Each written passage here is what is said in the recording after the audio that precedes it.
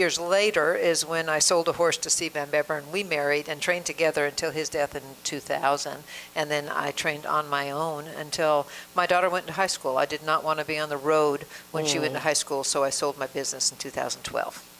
Wow, and now she's 28 years old. She's got champion, you said paid horse? Yes. And you're 10 years in this, and finally visiting. I mean, I've emailed you a million times over the years. I send out the press releases. We're just a little track here in Canada, but, I'm very proud of the direction that we've come. It's been a sort of a up and down with us, getting slot money and then no slot money and people in the business, out of the business. But, Ajax is thriving today, and we're so glad that you get to experience it today and watch some of our races and then present the trophy to the Princess Maturity winner. So I want to touch upon a few things. First of all, you mentioned that you and I have emailed quite a bit. I have to really compliment you on the press releases that you send out. We share everything we can to support all the jurisdictions that race quarter horses. But Jennifer, you do a fantastic job with the compilations that you put together, and our editorial team loves to share your work. So you are a blessing to this jurisdiction and all of us at AQHA, because you help tell the story of Ajax Downs, and you do it well. Thank you very much. I love quarter horse racing and the breed and the people and everything. So thank you very much, Janet. And it's going to be fun to be here for the races and to see all the different, the bloodlines, the pedigrees that I'm familiar with, because I'm up to my chin in the racehorse business, and get to see them perform here at Ajax. Well, I know you're going to be on with Nick 1 or 2 times this afternoon. You trained the sire of Bob Broadstock's incredible mare, Jessa Deal. His name is? Deal a Game. Deal a Game. You trained him, and here's his daughter, and she is something else. I mean, she's the queen of our hook races. She's beaten thoroughbreds in the last couple of years, and she's in the maturity today. I guess she's letting her stablemate General Skywalker run in the hook race today. So, but that'll be fun, and she's a great mare. So. I got to go back to the barn area and see all the horsemen and see many of the horses that are competing today, and I actually had the opportunity to go in the stall with her, and I had a great love for Deal a Game. We had a lot of success with him, and so to get to see his daughter, and she resembles him quite a bit. Yeah. That was a lot of fun. That was a special treat for me today. Her nickname is Toad. Yeah, I heard him call her that. I thought, well, why would you call her that? It's because a frog was nearby or something. I don't know. It's but it's very funny. So, well, great, Janet. You're going to be on again, and we'll be touching base throughout the afternoon. I'm going to bring Nick on, and we're going to handicap the races, and then we'll see you outside. Fantastic. Thanks for the opportunity. All right, we're going to have a quick break, and then Nick's going to be on. We'll handicap the card. Thanks, Janet.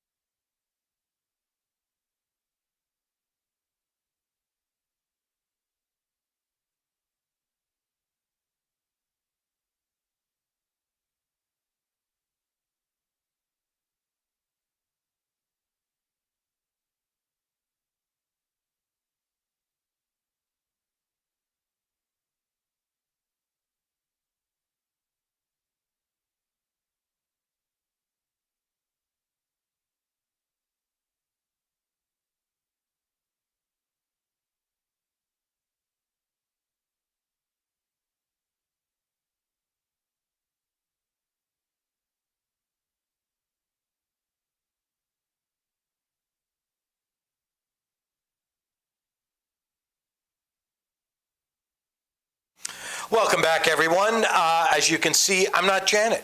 I'm Nick. I mean, I'm back. So that was a fabulous interview, Jennifer. Just thank you so much. And I so just excited that she's here today. So am I. That's just a great perspective on the world. And we just want to know what the AQHA does. And, we've been a quarter horse track here for a long, long time. Our new facility, we started in 2009. So this is year 17 of our new facility, and I always forget, I don't know when the J track opened up, but it was back in the 60s or 70s? It was 68. 68. I wasn't around in those days. I was Me neither. Who knows what I was doing back in 1968, but I'm sure it wasn't good things. Let's move on, because I know we got to really go quickly through our card, because we want to spend some time today talking about our future race. Well, we do that a lot, actually. We've been pretty lucky lately. Let's start off with the hook race, race number one. This is an allowance event. These are 3-year-olds and up, an open race for quarter horses. 660 yards the distance in here. And we both landed on the same horse. And that, of course, is the 3-horse, Bodie. Very good. Bodie, I got it right this week. Helen Vanek, Hurricane Helen, who I've told this story before. Helen Vanek rode a thoroughbred for me at Woodbine back in the 90s. So I'm dating myself and I'm dating Helen. So Helen, I think she was a bug back in those days, and she's still around in this business. And her guy, Nick Mullaney, the trainer, owner of Bodie, I think he's the horse to beat. Period. End of story. Well, it's funny because, you know, if it wasn't for last time the hook race on July 19th, I'm sure we'd be picking General Skywalker again, because he burst onto the hook race scene and almost won every single try until last time, when he stumbled a little bit out of the gate and never got into the race, and Bodie went wire to wire and won easily. What happens if General Skywalker has a much better beginning today and is right into the race? I picked Bodie, but I think it's funny that we sort of all jumped off the bandwagon with General Skywalker right away. Yeah, he didn't fire last time, and I don't really know why. I don't think he had the greatest of starts. We are cutting back a bit from 770 to 660, so I'm not sure if that'll make a difference. But let's move on to race number 2, which is a speed index event. These are 3-year-olds and up with an average of 85 and under, or never better than 90. The start of our first pick 4 on today's card, 300 yards of distance, and we both again landed on the same horse, and that, of course, is the 5-horse Flying Lady. Well, this is the John Wilson Scott Reed filly, who she was a winner a few starts ago, and the competition she's faced since then. First of all, one of her races was a 110 since that race. I don't think that's her best distance. And then last time against Royal Swinger in a tough event, and of course he hasn't lost since he got here to Ajax Downs. So I think she's really meeting much easier. Diego Benitez, who has been off and on riding this year, but he's returned, and he's going to get a chance to ride her. And I think she's the tough one in here. I had picked Look twice. He's actually scratched. Yes, the 3 is scratched from this race, so he's not in. And then I guess I land on Ivory Queen, who's really a winning machine. Oh, no, sorry. Turnpike Tripping. Turnpike Tripping, okay. Right. She ran a week ago and dead heated for 3rd, and I thought that was a really good effort by her, and I like the fact that she shortens up in distance. Okay. Let's move on to race number... we can put up the pick 4 ticket, actually. Let's put up Jennifer's pick 4 ticket. I have to tell you, when I saw this ticket, and I love this ticket, this would have been exactly the same ticket I would have played too, using an all in leg number 2, because I think it's a race that really anybody can win, and I'm really comfortable with her selections in race 3, 4, and 5. So let's jump into race number 3 and talk about her 2 picks in here. And the 1-horse Politically Into It, Ismael Mascara riding for James Bogart. I mean, you got to love this filly's blowout back on July the 22nd.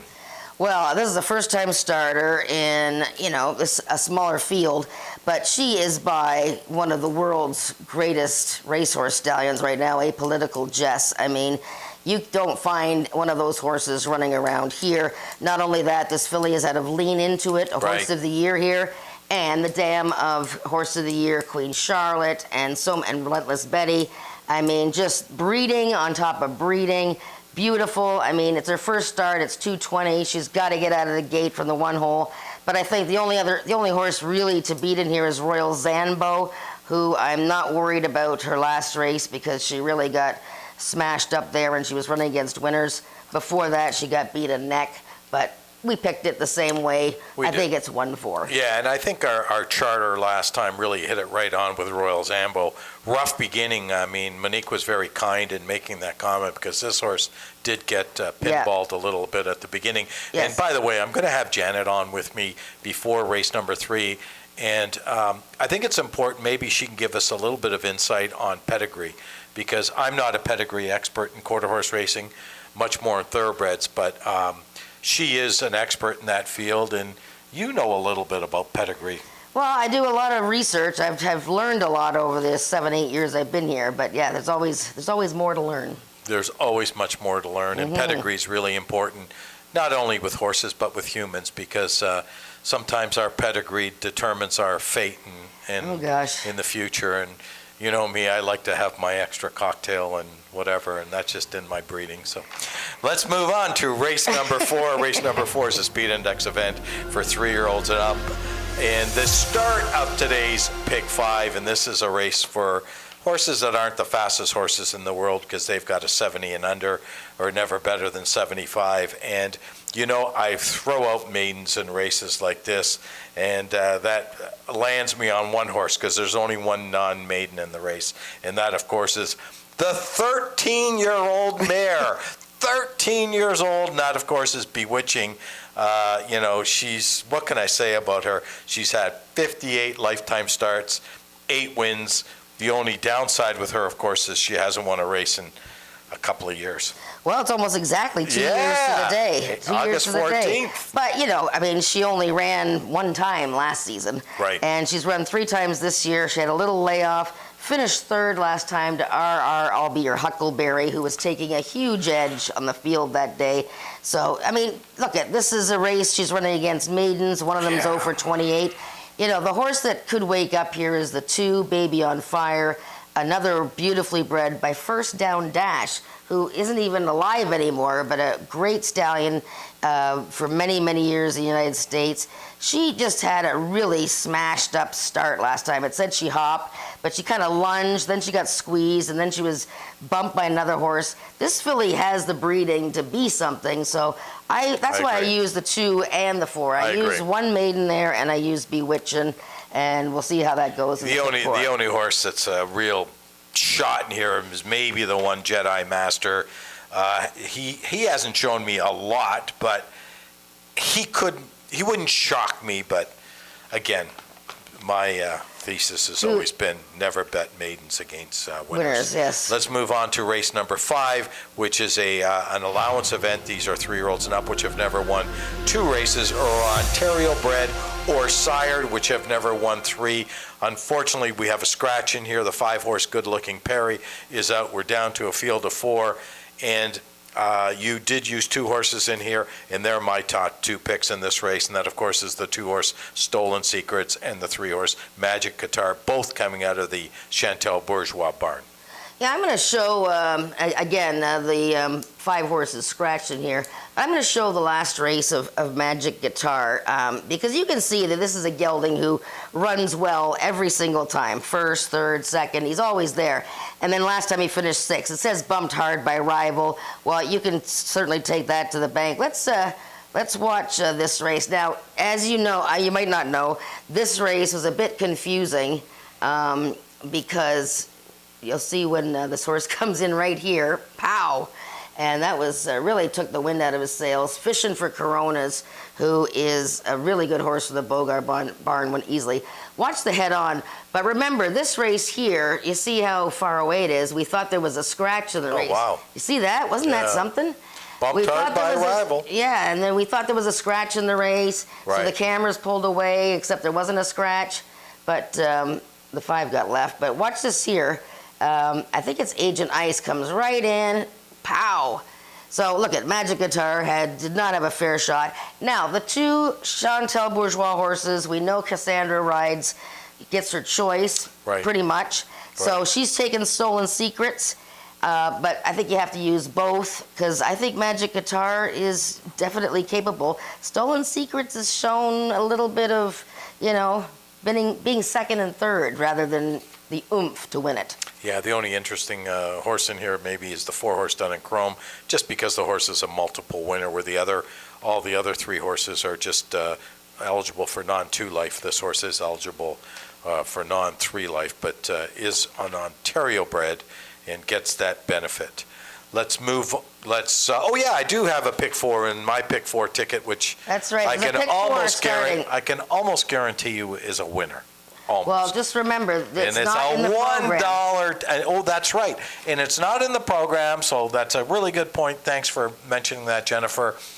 We don't have the pick 4 listed in the program, but we do have a second pick 4 that starts in race number 5. And I bought a $1 ticket, which is a $12 investment, and I've used 2 horses in here, 2 in the next race. 3, and the 2 in the next race are going to be interesting because I put a bit of a bomb horse in there. I used Double Dash and Corona, which we're going to talk about, and then I used 3, and I Jimmy Keyed the horse in the 8th race, and that of course has had to be Fabulous, who I think is just, and we're going to talk about her. She's just a fabulous mare. Okay, well, let's move on to race 6. That's your late pick 4 ticket. Race 6 is next. Yeah, speed index event. These are 3-year-olds and up with an average of 80 and under, or never better than 85. 250 yards of distance, so kind of a short race. We both landed on a horse that we've liked a lot. We love the trainer. I mean, Dr. Ruth, I mean, we just love her. And this horse here is coming off of 2 110s and is stretching out to 250 today. I mean, if he breaks, he's going to be awfully tough. Well, I mean, 110 yards, he's sort of got mixed results at that distance. But really, I mean, he won at it. But, the last 2 times, last time he stutter step start, right away, no chance. Key race, though. The 2nd and 3rd place finishers came back to win nicely. Feisty Phoebe came back to run well. Right. Game favorite. The last time he ran an actual distance of ground, he was 3rd to Kiss and Ella, and behind him that day was Had to Be Fabulous. Refresh my memory, though, Jennifer. Does Brian ride a lot for Ruth? No, he's ridden this horse once, but no, he doesn't. He doesn't. He's got a lot of horses that he rides for Joe Tavares now. So right. You see Ruth's 2 horses are usually in races against Joe. Now, I did use I didn't pick this horse, but I reevaluated today, especially with the fact that we're getting a little bit of rain. I thought this might have an effect. I threw in the 1 horse, Double Dash and Corona, in my pick 4. I spoke to trainer Bob Broadstock before we went on air, and he thought that this horse could really pull an upset today. She's only had, she had 1 race back on July the 8th, and it was an even event, but Alexis Sanchez takes over. I think Alexis Sanchez is probably our best gate rider. He gets them out of the gate and he hustles them, and you might see a different Double Dash and Corona today. Well, she said she's coming out of that same key race that we were just talking about Right. with Feisty Phoebe. So you could probably get some sort of gauge from watching the horses coming out of that race. Oh, I guess it's the same race, right? Okay, game favorite was in that race as well. I mean, sure. I mean, Ramiro was on Politics and Lights. I think he's sort of obliged to ride for the Racing Syndicate, the first line. So it's an interesting race. There's a lot of horses that had trouble last time. Shadow of the Night had trouble, and Little Ms. Win had a lot of trouble last time. Okay, let's move on to race number 7. Another speed index race. These are 3-year-olds and up with an average of 90 and under, never better than 95. 220 yards, so another short race in here, and we landed on different horses. I landed on the 2-horse CJ Megaspy, and you landed on a horse that I've always liked. Yes. The 4-horse Chasing Butterflies. You're probably a little surprised. I am. I've gone against my man Rick Kennedy. I like Chasing Butterflies. Stakes winner, he's a kind of guy that he touts himself in the walking ring. So I like to see how he comes in the walking ring. If he starts bucking and kicking, then, you run to the windows. But he's sort of had an off and on season so far in his 4 races. But I liked his race last time, and the previous 2 starts ago, both were 110. But it's not his best distance. I think he's landing in a nice super spot here today. CG Megaspy in great form right now. Again, coming out of that Feisty Phoebe race from 2 starts ago. he won his first race for Scott Reed, and who just took over the training of the horse on July 29th. So I think CG Mega Spy, Chasing Butterflies, and of course we have to always respect the old timer, Maryland Magic, 12 years old and with 26 career wins. Yeah, I mean, he's a champion, and he's a sire here.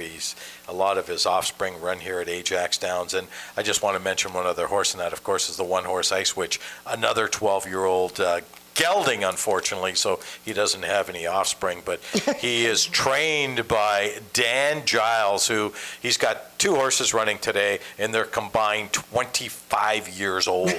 I mean, I said this before, and Dan kind of looks at me. I mean, where do you find these horses, Dan? I mean, you live beside an old age home or something like that, but maybe I'll have to ask Janet when she's on with me this afternoon. In 12 and 13, what is that in human age? I know in dogs we multiply it by 7, but I've never got an answer on what we multiply it for horses, so maybe I'll get that answer this afternoon. Okay, let's move on to the 8th race, which is the feature race on today's card of racing, the 4th running of the Princess Maturity. And I'm surprised you didn't pick who I picked in here, because what can you say about Had to Be Fabulous? I mean, talking about fabulous, this 4-year-old mare. She's run 17 times. She's won 14 of 17 and 191,000 in the bank. Yeah, and she's lost 2 of her last 3 races. So she had that 11-race win streak going. She won her season debut, but she is occasionally vulnerable. And a slow start last time in the Ontario Bred Maturity. And she could only finish 3rd to Paint Me a Diamond, who, of course, is maybe the leading older horse right now. Come back and already won again. So she's back in at least with gals. But yeah, I think from the rail, and if the track gets a little bit wet, you can see there on the TV, it's a little bit wet. I think she's vulnerable again today, and I like the top 3 finishers from the Maturity last year. I like Queen Charlotte. Let's show a replay of her last, we're going to show the replay of 2 starts ago when she ran against Paint Me a Diamond. And this is really unfortunate for her because she's had some tough luck this year. That gate doesn't seem to be as opened as the other ones.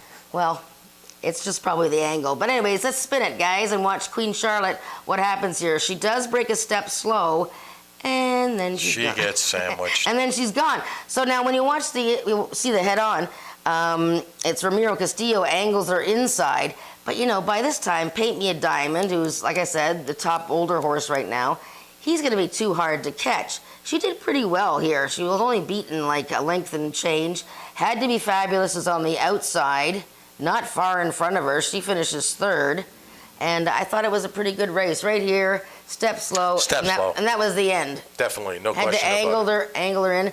So Queen Charlotte, she won this race last year. I think she's very much in the picture again to win. Her sister's in the race, half-sister Relentless Betty. And she's another one that needs to be getting back on track again. And Had to Be Fabulous from the rail. The last horse I want to mention before we go, I know they're pushing me to get off this, is Just a Deal. This horse is by Deal a Game, and we have Janet from the AQHA who used to train Deal a Game, so that's going to be quite interesting. Anyways, That's our show for today, Talking Quarters. Thanks for joining us. We're going to take it upstairs to the voice of Canadian quarter horse racing, Frank Ferrari, for all the changes.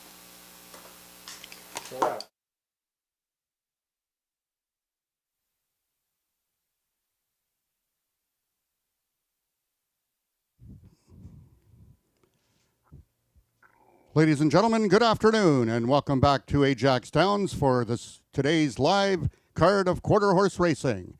I'd like to welcome all the people live in attendance and all the people streaming in from across the globe. We have an 8-race card for you this afternoon with the on-track feature going in race number 8. That's the 4th running of the Princess Maturity for fillies and mares, 4-year-olds and upward, running for a purse of just under $30,000. Approximate post time for race 8 is at 6:25 p.m.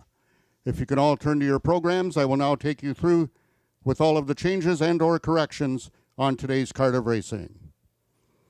In the first race, we just have an overweight on number 4, General Skywalker, will carry 1 pound over. We will also have rolling daily doubles and rolling pick threes throughout our 8-race card. In the second race, we have a vet scratch in the program. Scratch the number 3 horse, Look Twice. Number 3, Look Twice, is a vet scratch and will not go postward in race number 2. Number 4, Ivory Queen, is carrying 7 pounds over, as is number 5, Flyin' Lady. Horses racing with the flipping halter on, number 1, Pretty Runaway, number 5, Flyin' Lady, and that's it in that race. Race 2 is race A of your early pick 4.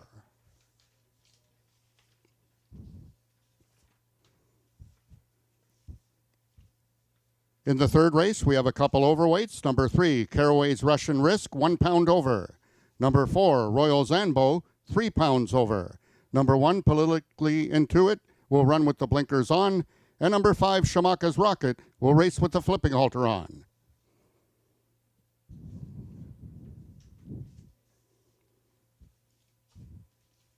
This afternoon's fourth race is the start of today's pick 5. We have a couple overweights, both carrying 1 pound over, are number 1, Jedi Master, and number 3, Russian Valentine.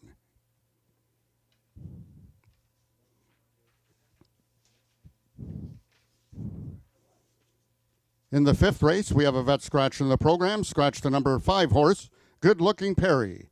Good Looking Perry has been scratched by the track veterinarian and will not go postward in today's fifth race. Due to that fifth race, there will be no show and no superfecta wagering in race number 5. However, there is late pick 4 in race 5. It's not printed in the program. It says pick 3. There's also pick 3, but that's race A of the late pick 4. Racing with the flipping halter on will be number 3, Magic Guitar. In race number 6, just a couple overweights. Number 3, Little Ms. Win, 7 pounds over. And number 5, Game Favorite, 3 pounds over. Horses racing with the flipping halter on. Number 2, Shadow of the Night. And number 6, Politics and Lights.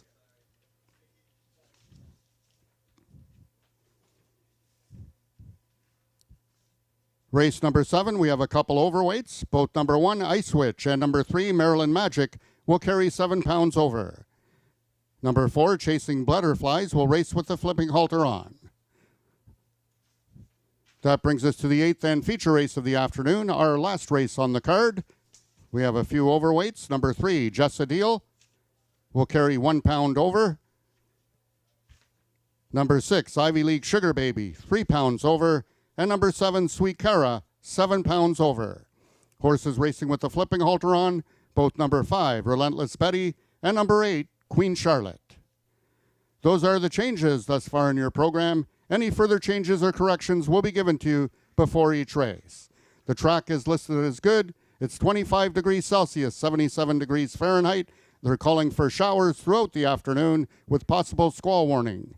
We have almost no wind at all. It's listed at 3 kilometers coming from the south. Post time for race 1 is at 3:30 in just 7 minutes.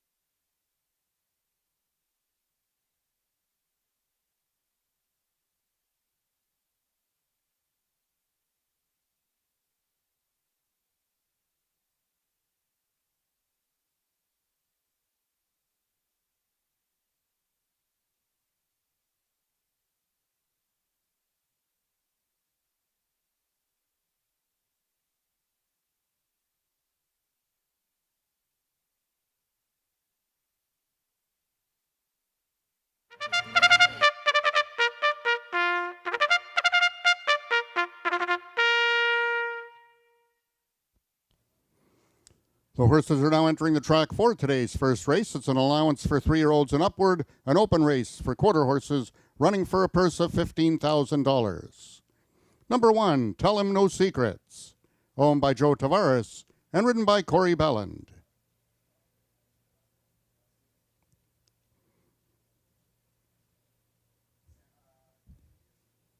Number 2 is Had to Be Relentless, owned by the partnership of Michelle Connell and Alice Draper, the mount to Ismail Mosquera.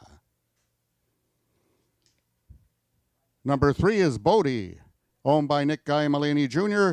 and ridden by jockey Helen Vanek. Number 4 is General Skywalker, owned by Marie Broadstock and ridden by Ramiro Sanchez Castillo. And number 5 is Shug, owned by Joe Tavares, Jose Cruz in the irons. That is your field for today's first race, going a distance of 660 yards. Just 2 minutes till post time. Please make your wagers early and avoid being shut out.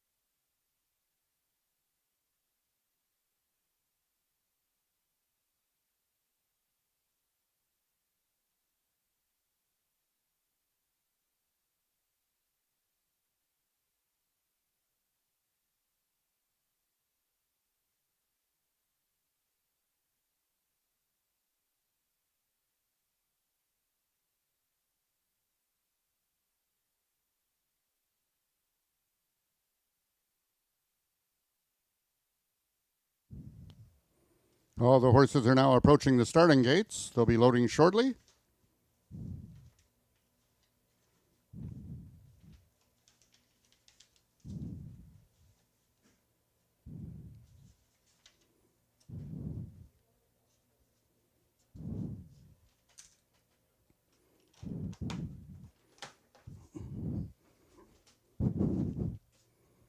The horses are now entering the starting gates. Number 1, Tell 'Em No Secrets is in.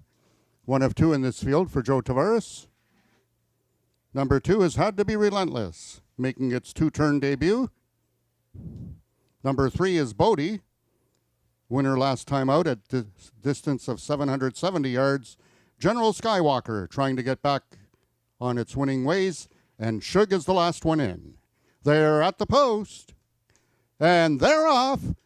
Closest to the rail is Tell 'Em No Secrets, but Bodie. Vanek looks over her shoulder and has put her in front, challenged by Tell 'Em No Secrets. A dream trip for General Skywalker, third on the outside of both of them. Then it's Had to Be Relentless, and way back is Shug. It's 2 horses, Bodie, Tell him no secrets. Looking to pounce is General Skywalker. Further back and forth is Had to Be Relentless, and Shug is out of it. They're coming down the stretch, and Bodie now has put away Tell him no secrets.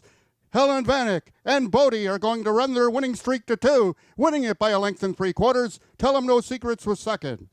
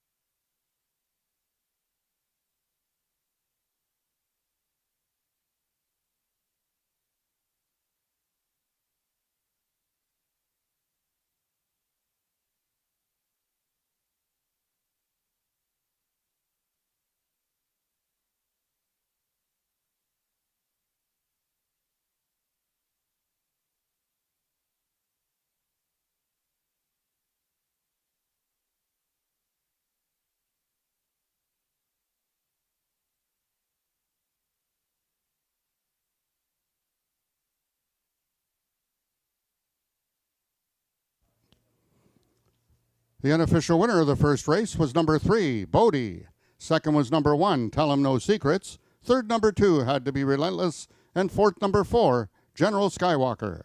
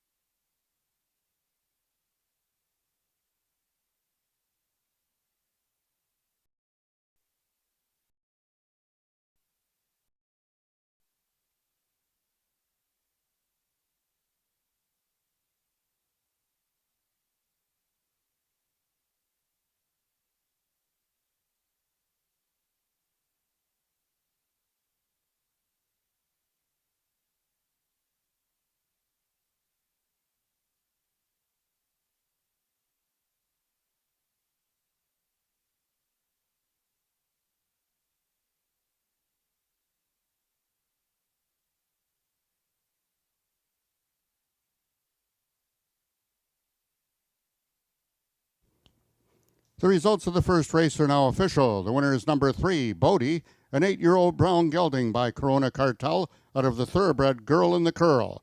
by also the thoroughbred In Excess, Irish bred, foaled in Maryland by Lucas Racing Inc. Bodie is owned by Nick Mullaney Jr. and ridden to victory by jockey Helen Vanek.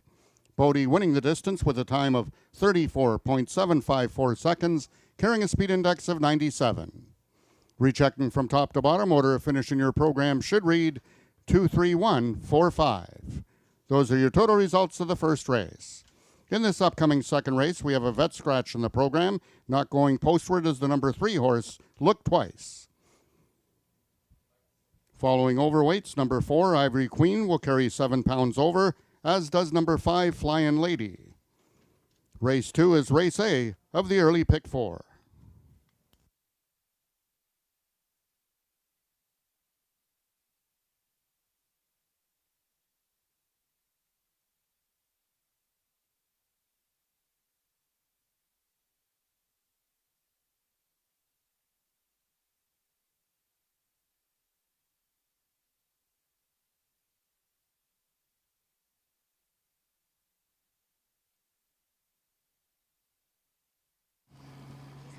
Wow, Bodie, that's 2 in a row going a turn, and he is just on fire. What a dude, 8 years old, and congratulations to Nick. I know you're watching, Nick. Congratulations. He's the owner trainer, but, you know, Bodie's a mama's girl, as Helen says, and he does give kisses for mints. Helen, you know, you've had this guy for a long time. Now, you started running him in hook races last year, and he either wasn't figuring it out, or how is it now that he's suddenly really come to the fore, winning 2 in a row? Well, he's actually highly intelligent, and he'd been an outriding pony also for 2 years, and he thinks when you hit the turn, you pull up. So I've had to kind of rewire him, and he learns very quickly, and as you can see, he's got it figured out. My goodness, I mean, he's really thriving at the distance. I mean, this was 660. Now, it said 97 speed index. Well, I haven't seen the actual time, but that should be a track record. And his wins have been, was this as easy as the last one? Yes. Wow, I mean, he's really thriving. Now we have to get him to run against some thoroughbreds. Well, he is half thoroughbred.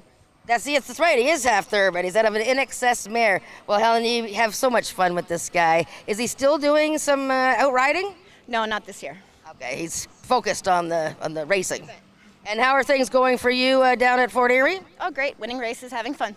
All right, well, thank you, Helen, and congratulations on you and your boy.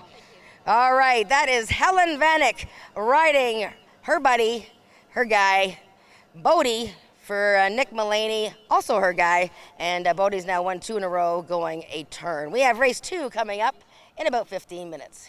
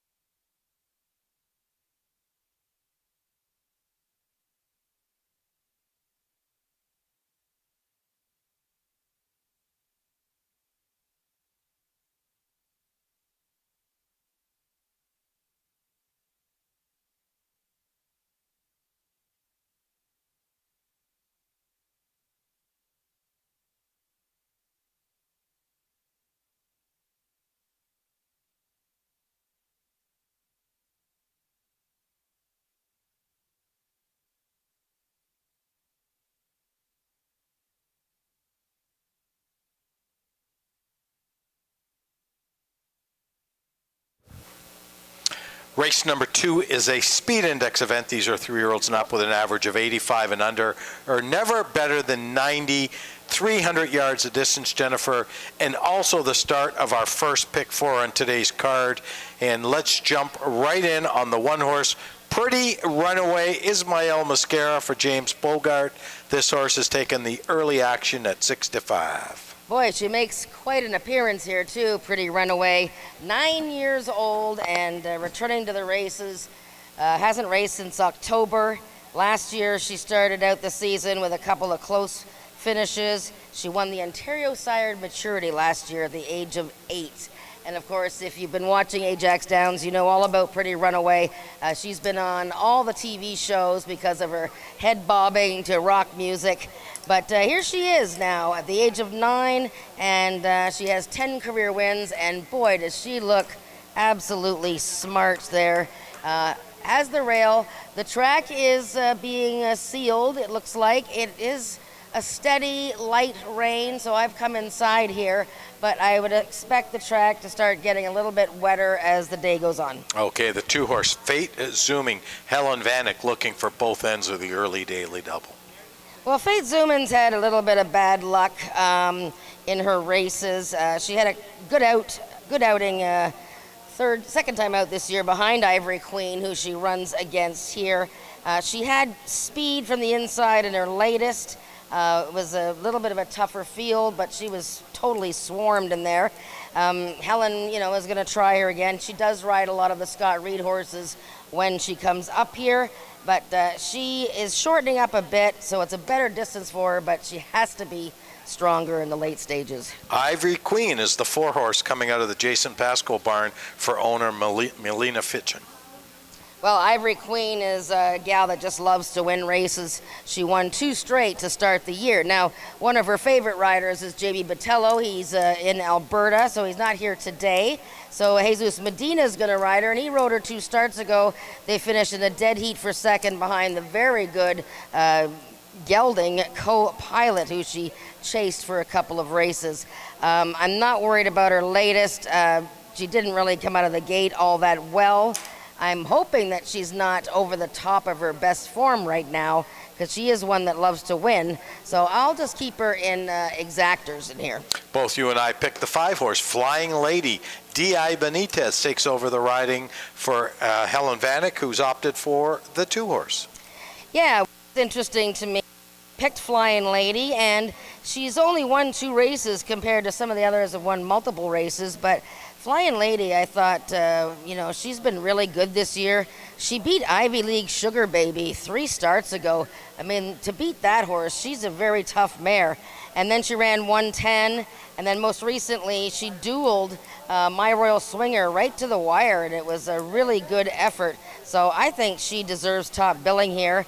And Diego Benitez, who has missed a lot of riding this year, but he's back and he's on board. Brooke Sissons sends out both the 6-horse Turnpike Tripping and the 7-horse My Royal Prize.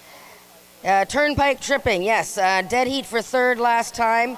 Back in a week. Last time, a little bit of a crooked journey for her. She drifted in, and there was a horse. She was on the rail. She drifted in towards the inside.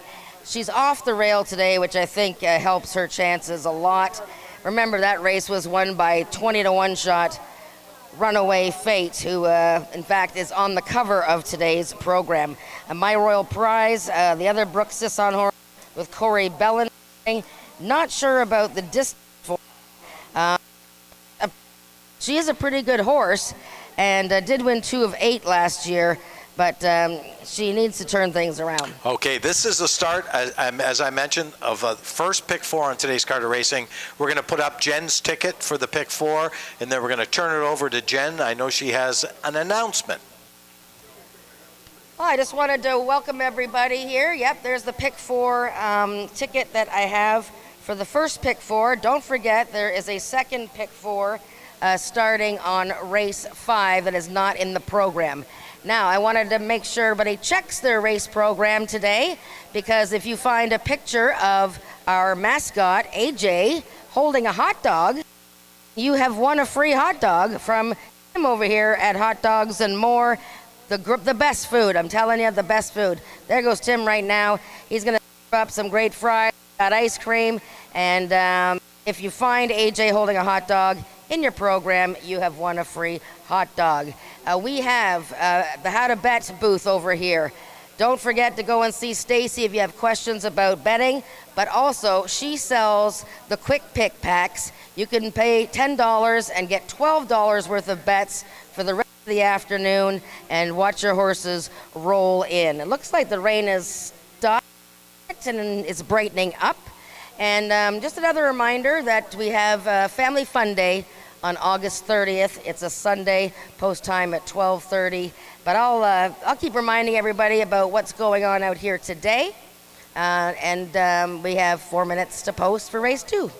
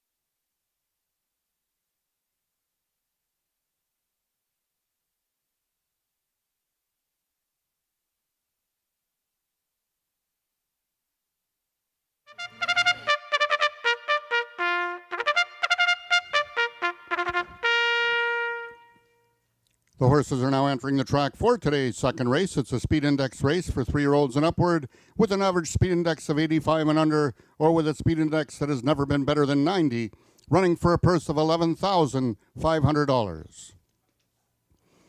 Number 1, Pretty Runaway, owned by James Bogar and ridden by jockey Ismail Mosquera. Number 2 is John Wilson's Fate Zoomin, Helen Vanek in the irons. Scratch number 3, Look Twice. Number 4 is Ivory Queen, owned by Melina Fitchin and ridden today by jockey Jesus Medina. Number 5 is Flyin' Lady, owned by John Wilson and ridden by jockey Diego Benitez. Number 6 is Turnpike Tripping, owned by Brooke Sisson, Alexis Sanchez in the irons. And number 7 is My Royal Prize, also owned by Brooke Sisson and ridden today by jockey Corey Belland. That is your field for the second race, going a distance of 300 yards.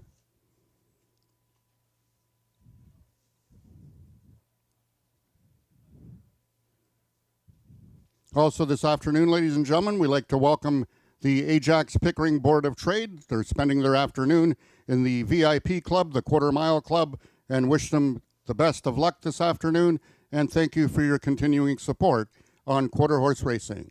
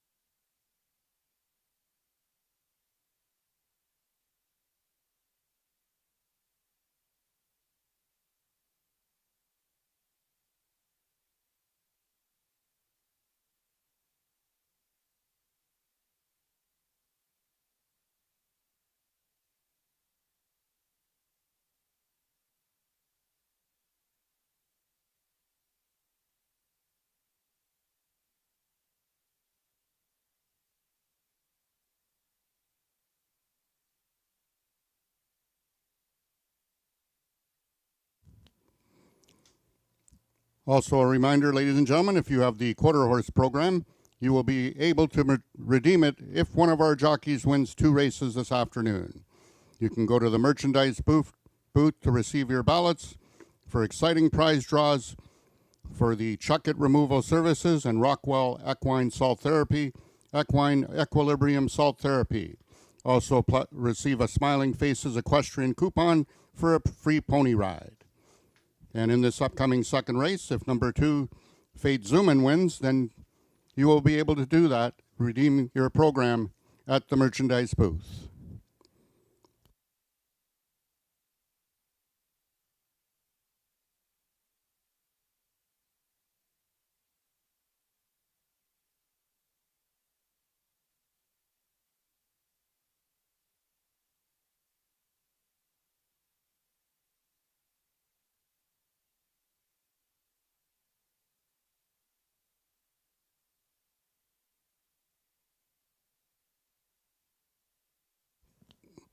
All the horses have now reached the starting gates, and they're loading into the gates. Number 1, Pretty Runaway, is the first one in.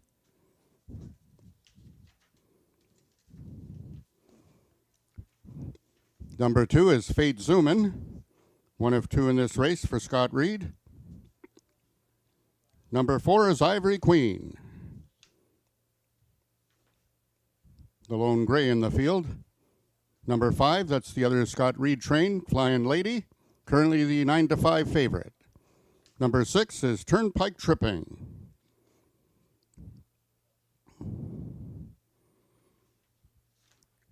Waiting on Brooks Sisson stablemate. Number 7, My Royal Prize. My Royal Prize is in. They're at the post. And they're off. Oh, quickly was Flying Lady hung up at the start. Correction, not Flying Lady, but Fate Zuman. Pretty Runaway, though, is well in front. The one to call her. Coming on strong is Ivory Queen. Pretty Runaway wins it. Ivory Queen was second, and it looks like Fate Zuman hung on for third.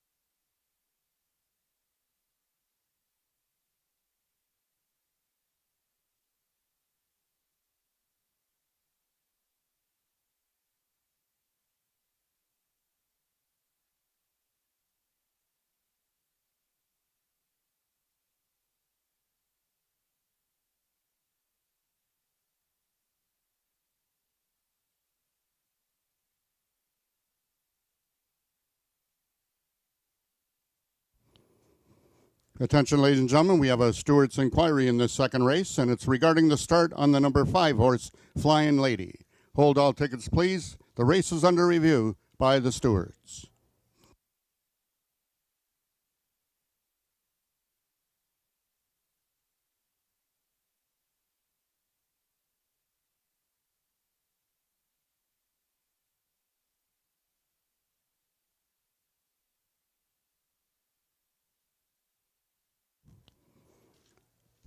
The unofficial winner of the second race was number 1, Pretty Runaway. Finishing second was number 4, Ivory Queen. In the show photo, it was number 2, Fate Zuman, finishing third, with number 7, My Royal Prize, finishing fourth. Once again, we have a Stewart's inquiry reviewing the start on the number 5 horse, Flying Lady. Hold all tickets, please.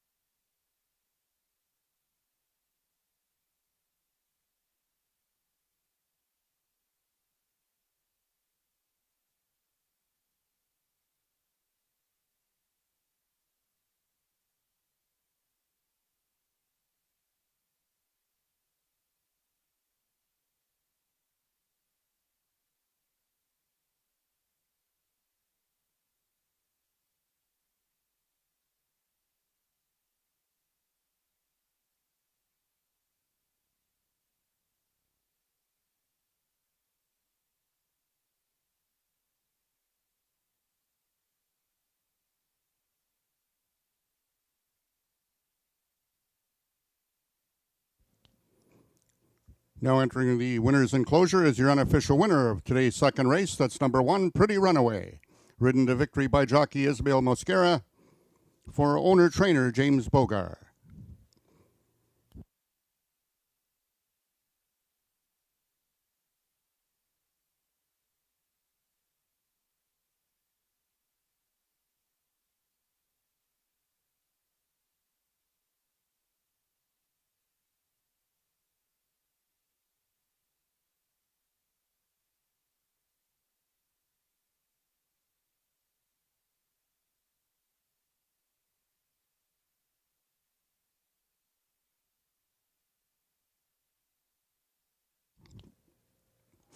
Ladies and gentlemen, after a review of the video, the stewards have determined that number 5 was given a fair start, so there will be no refund and no change in the order of finish. The second race is now official. The winner is number 1, Pretty Runaway, 9-year-old Sorrelmare by Winner's Award out of Pretty Jane Perry by Pretty Boy Perry. Bred and foaled in Ontario by Husty Sport Incorporated, Pretty Runaway is owned and trained by James Bogar and ridden to victory by Ismail Mosquera. We have the Pickering Board of Trade in the winner's circle. Pretty Runaway winning the distance with a time of 15.548 seconds, carrying a speed index of 94. Rechecking from top to bottom, order of finish in your program should read 1-3 vet scratch, 2-6-5-4. Those are the total results of the second race. In this upcoming third race, just a couple overweights. Number 3, Caraway's Russian Risk, 1 pound over. And number 4, Royal Zambo, 3 pounds over.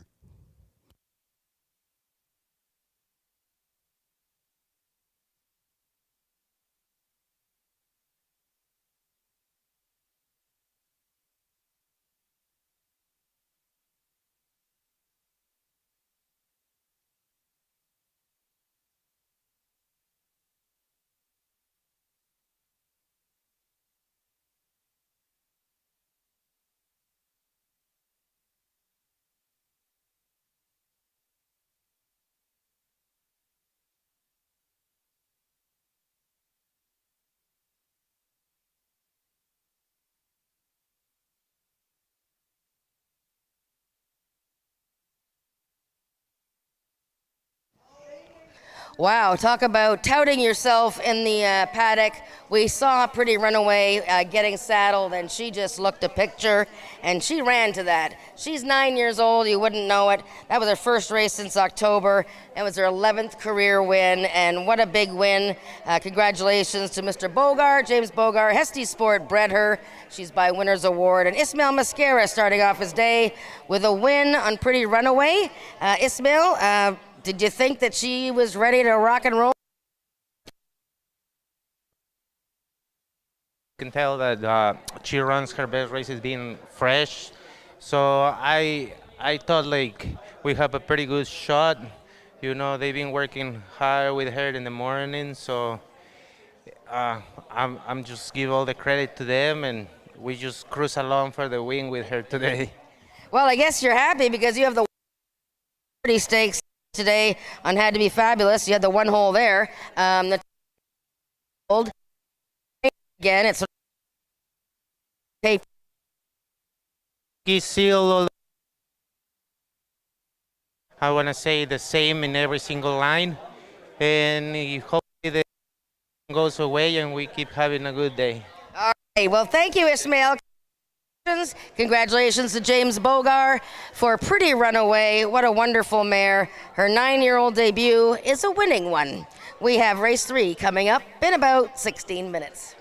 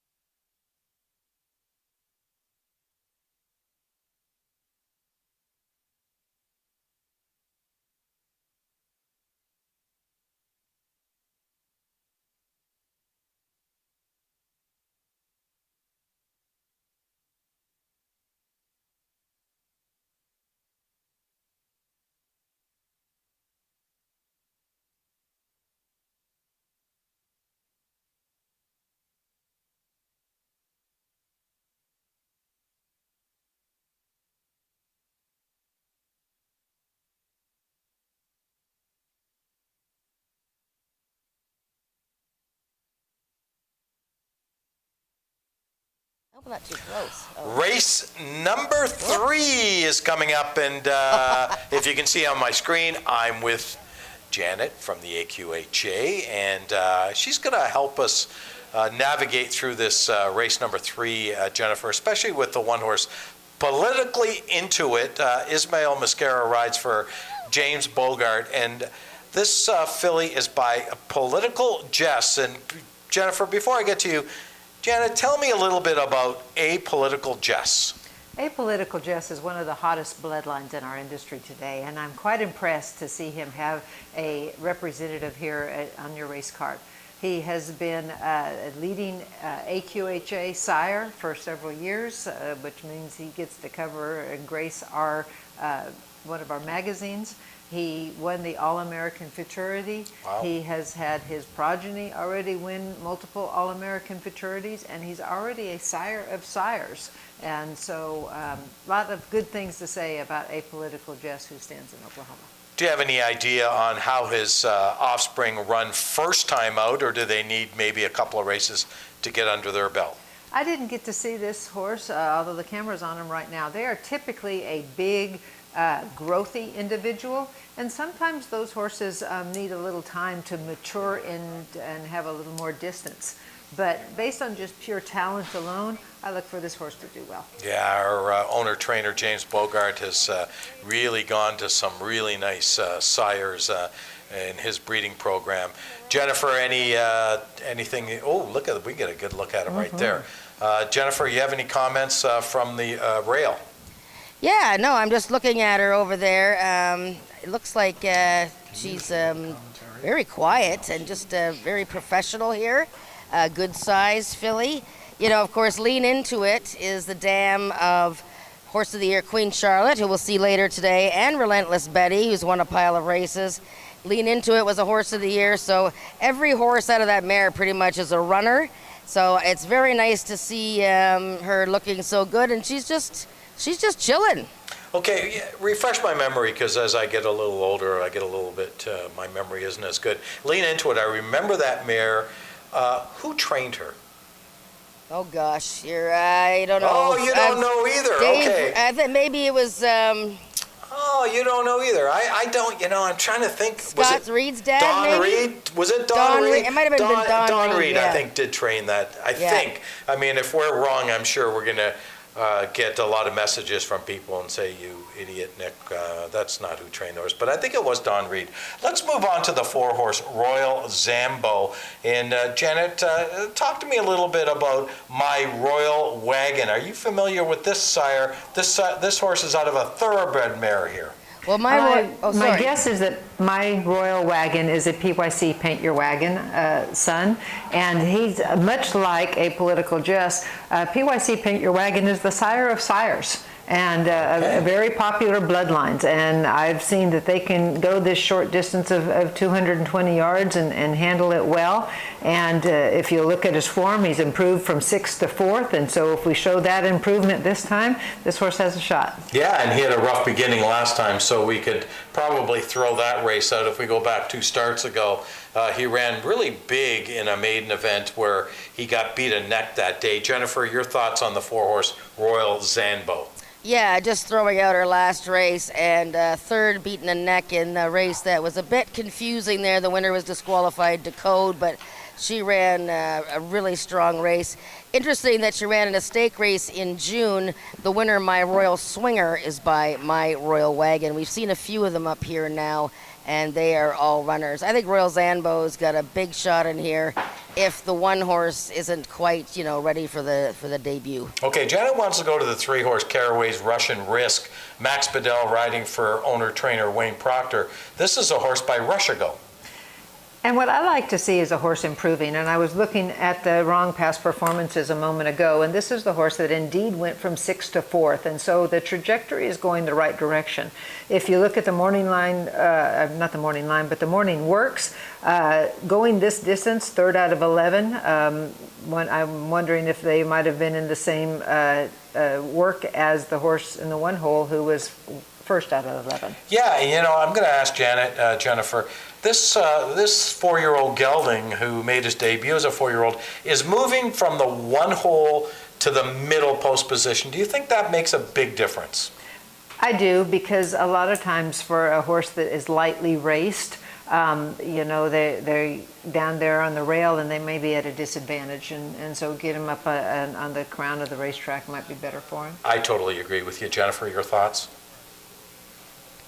Oh, Jennifer. We lost Jennifer. Let's move to one more horse we're going to talk about, and that, of course, is the 5 horse, because I can see the horses are getting ready to get on the track.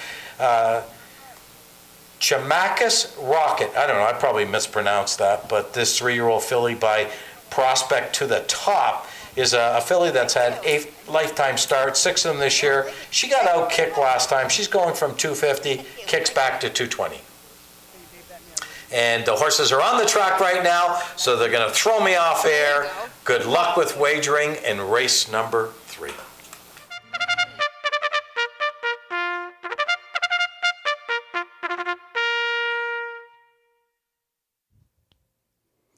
The horses are now entering the track for today's third race. It's for maiden 3-year-olds and upward, running for a purse of $12,000. Number 1 is James Bogar's Politically Into It, ridden today by jockey Ismael Mosquera. Number 2 is Caraway's Magic Rain, owned by the partnership of Wayne and Carol Proctor, Tony Phillips in the saddle.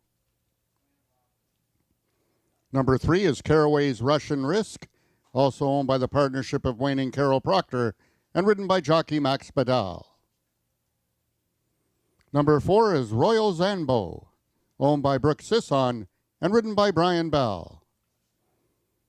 And completing the field, number 5 is Milena Fitchin's Shamaka's Rocket, ridden today by jockey Christian Benitez.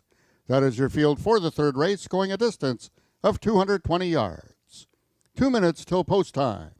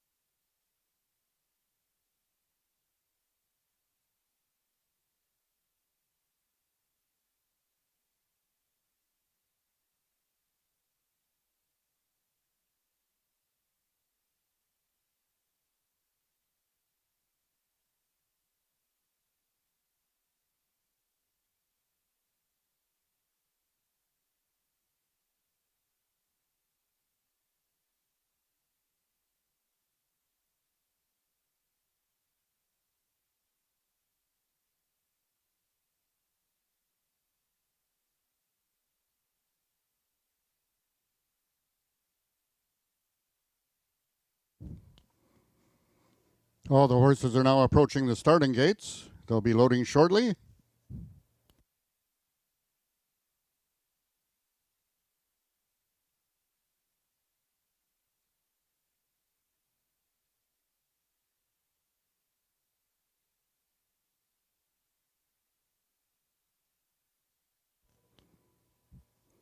All the horses have now reached the starting point. It's post time.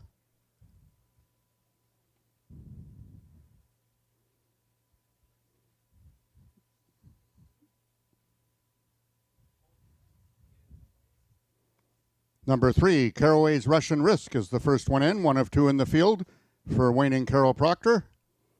Number 4 is Royal Zanbo, the heavy 3-5 favorite for owner-trainer Brooks Sisson, Brian Ballabord.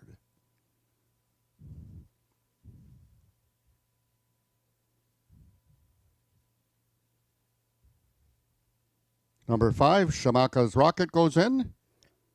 Number 1, Politically Into It, trying to give Bogar and Mosquera back-to-back winners, making her lifetime debut. We will wait for number 2, Caraway's Magic Rain, the last one to be loaded in this maiden race. They're at the post, and they're off. Getting out quickly in the center was Royal Zanbo. Away second is Caraway's Magic Rain, and from the far outside, Shamaka's Rocket has taken off. Shamaka's Rocket coming to the payoff and will win it by 3 parts of a length. Royal Zanbo was second, and Caraway's Magic Rain completes the triactor. Race 3 numbers unofficial, 5-4-2.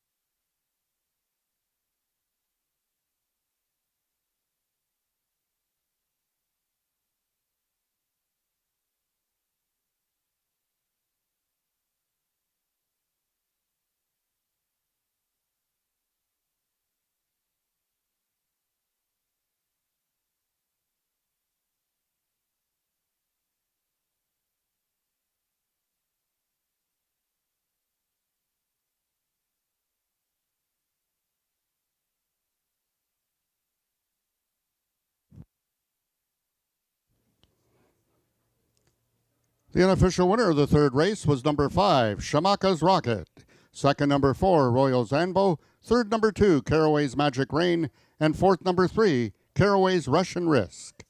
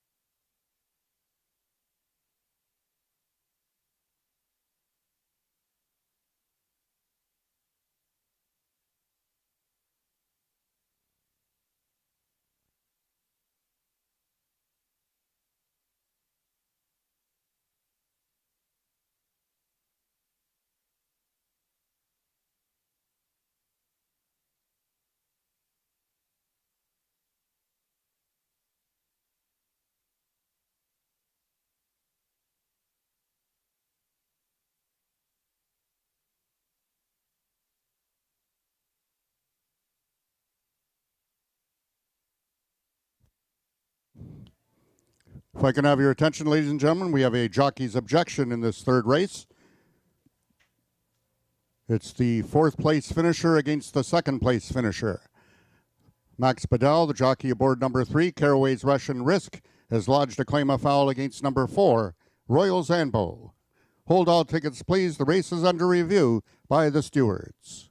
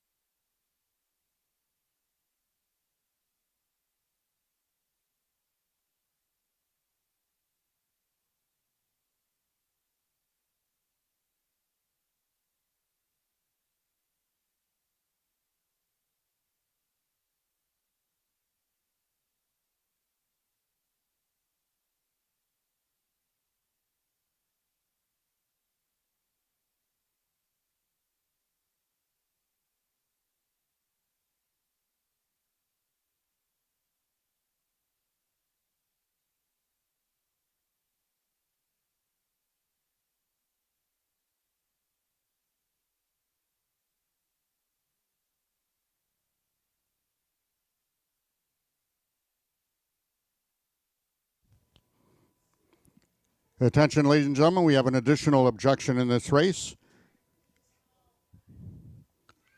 The unofficial third place finisher, number 2, Caraway's Magic Rain, Tony Phillips, has lodged a claim of foul also against number 4, Royal Zambo, your unofficial second place finisher. Hold all tickets, please, until the third race has been posted official.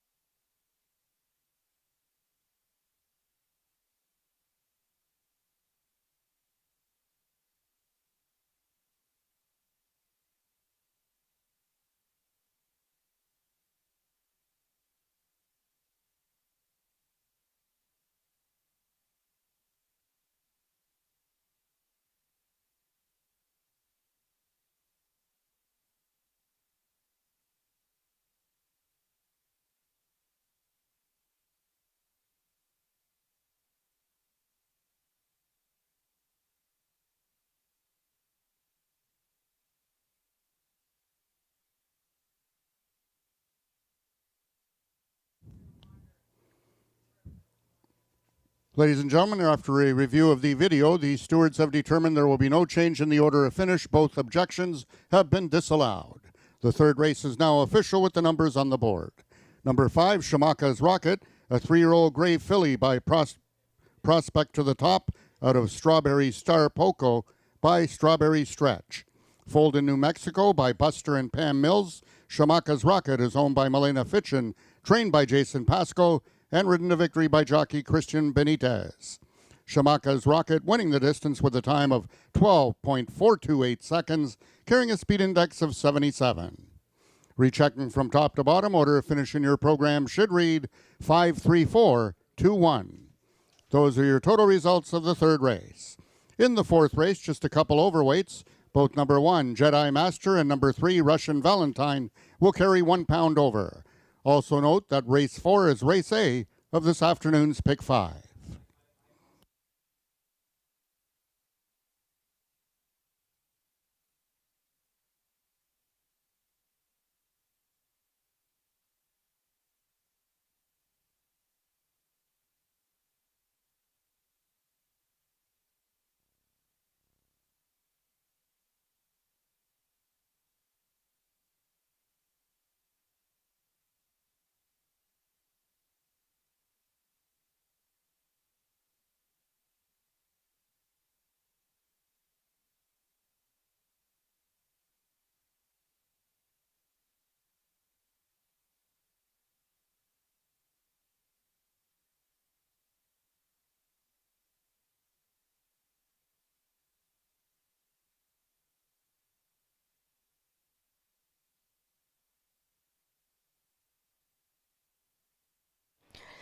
All right, I hope everybody's having a great time. The rain has stopped, it's drying up, the sun's making it nice and hot, and we have had 3 great races. Don't forget the Princess Maturity, the big race with all the fillies and mares, is the 8th race today, and lots of excitement before then. Don't forget to check your program to make sure if you have AJ in your program holding a hot dog, you've won a free hot dog. I'm going to ask one of the gang here to bring a pony over, and if you want to come over and see a pony and feed the pony carrots and mints, then come on over. I'll get one of these nice guys or gals to bring a pony over here, and we'll check it out. Wanted to also remind you about August 30th. It's Family Fun Day, and that is a spectacular day here. It is a Sunday, but we are racing here next Wednesday in addition to that. So go and visit Tim and the hot dogs and more. Get yourself a snack. Enjoy the races. And come on over here and I'll get a pony to come and grab some snacks. Race 4 coming up in 13 minutes.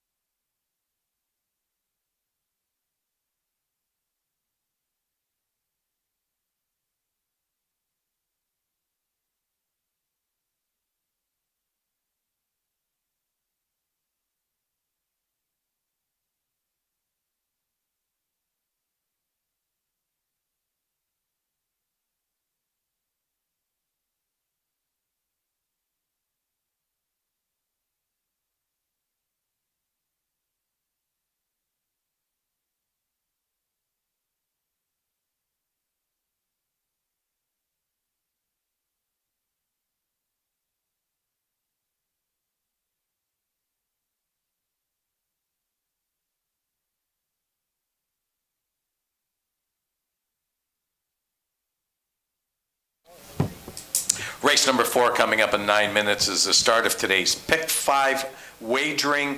And right now, the 4-horse Bewitching, the 13-year-old mare, is even money, Jen. Well, I think AJ is cheering for Bewitching. I'm not sure, but AJ, yeah, okay, you're cheering for Bewitching. And Amigo's here too, but right beside AJ. So we got the kids and everybody feeding Amigo the carrots. Look at Bewitching's the only horse in the race that's won a race, so that puts her in the driver's seat already. It's one of those level races, horses trying to get back into form, or you're not on camera anymore, so you can settle down. Sorry, AJ. But yes, Bewitching's the only winner in the field, and so she's got a huge edge on this group. She hasn't won, mind you, 2 years almost to the day, August 14th, 2024, but she was third last time to a horse that was taking a huge edge. So she is the boss on paper here. But if you want to be creative, we could be creative, couldn't we, Nick? Sure. Let's talk about the 2-horse Baby on Fire. Ismael Mascara making her 3rd lifetime start. Her first start wasn't that great. Her second start, she hopped at the start. Can she get a clear break and a clear run today? Beautiful breeding on this filly, and not only did she hop at the start last time, but then she was squeezed back and then sideswiped by another rival. So just completely ignore that race. She was a little rusty in her debut, but you know, if she has any kind of ability at all, and her workouts say she does have some ability, then this is going to be her best race. The 3-horse, if you believe in the do theory, maybe the 3 horses for you. Russian Valentine, Paul Garrison, the owner-trainer, making her 29th start, yet to be in the winner's circle.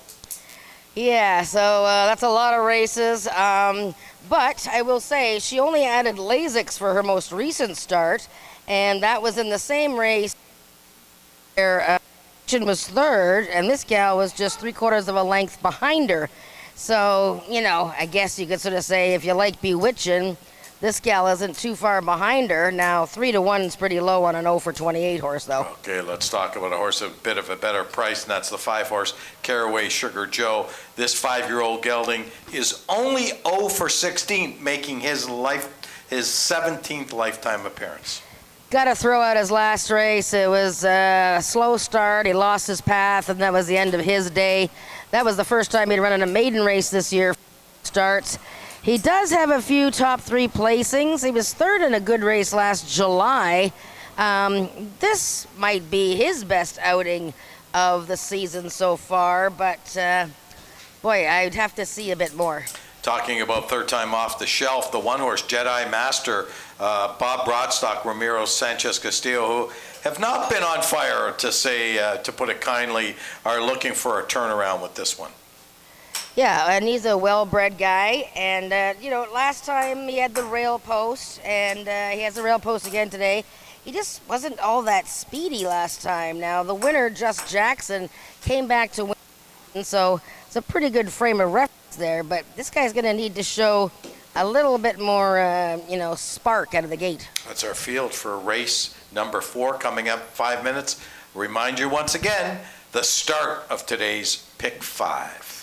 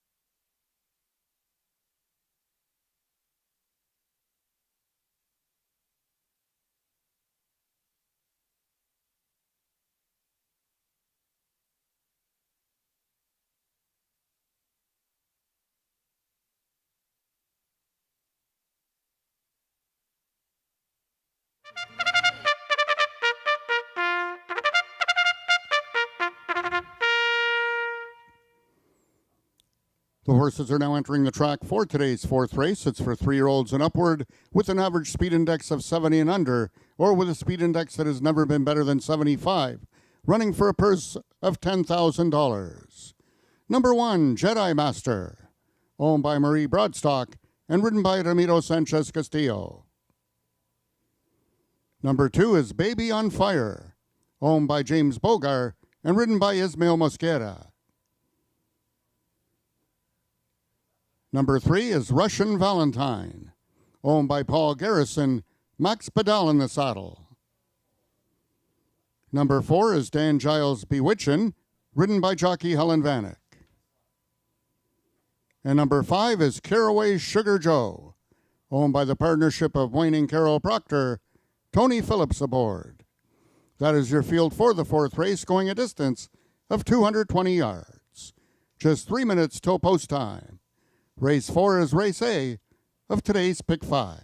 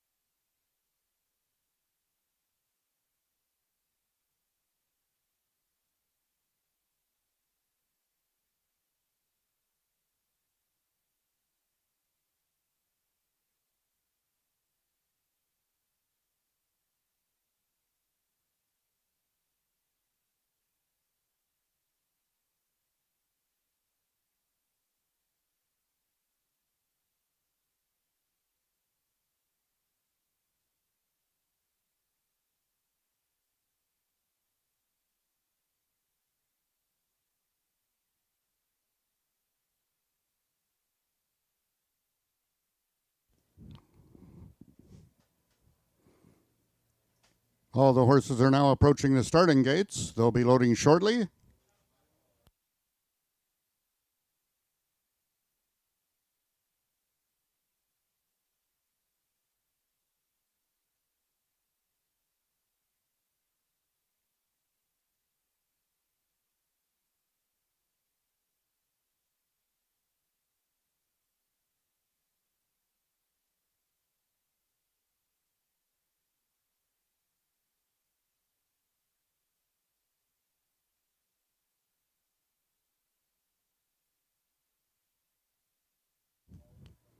All the horses have now reached the starting point. It's post time.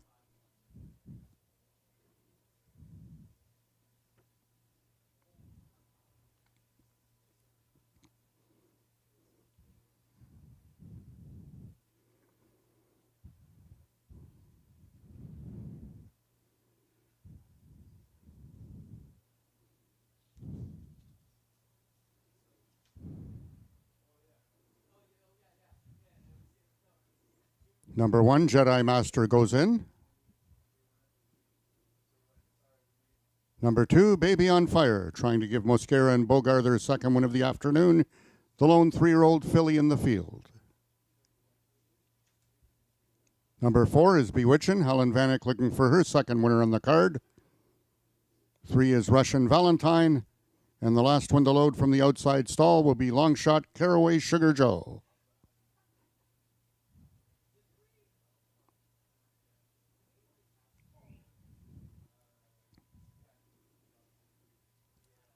They're at the post. And they're off. Veering at the start was Russian Valentine. Out quickly on the outside is Bewitchin'. Towards the inside is Baby on Fire. And between them is Russian Valentine. Baby on Fire, the filly, is going to win it by a length and 3/4. Russian Valentine was second. We're going to have a show photo between Jedi Master and Bewitchin'.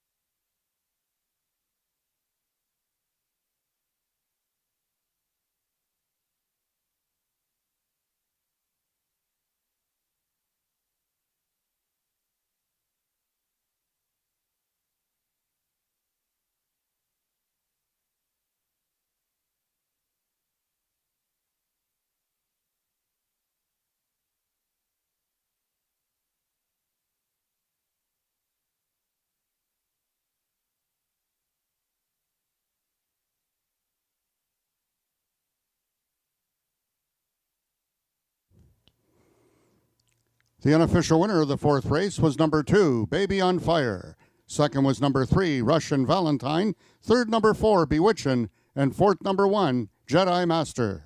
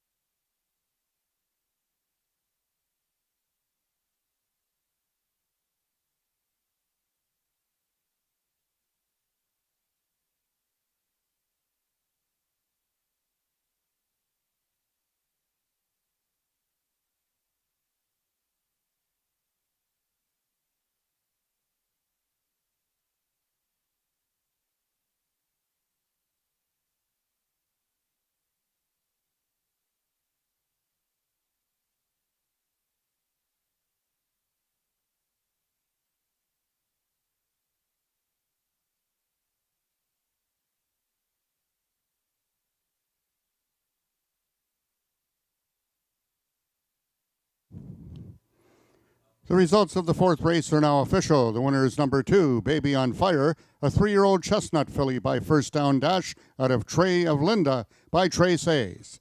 Foaled in Ontario by Charlie Cole and Jason Martin, Baby on Fire is owned and trained by James Bogar and ridden to victory by Ismail Mosquera. Second winner on the card for both Ismail Mosquera and James Bogar. Baby on Fire winning the distance with a time of 12.367 seconds, carrying a speed index of 80. Rechecking from top to bottom, order of finish in your program should read 41235. Those are the total results of the fourth race. In this upcoming fifth race, we have a vet scratch in the program. Scratch the number 5 horse, Good Looking Perry. Race 5 is Race A of the late pick 4.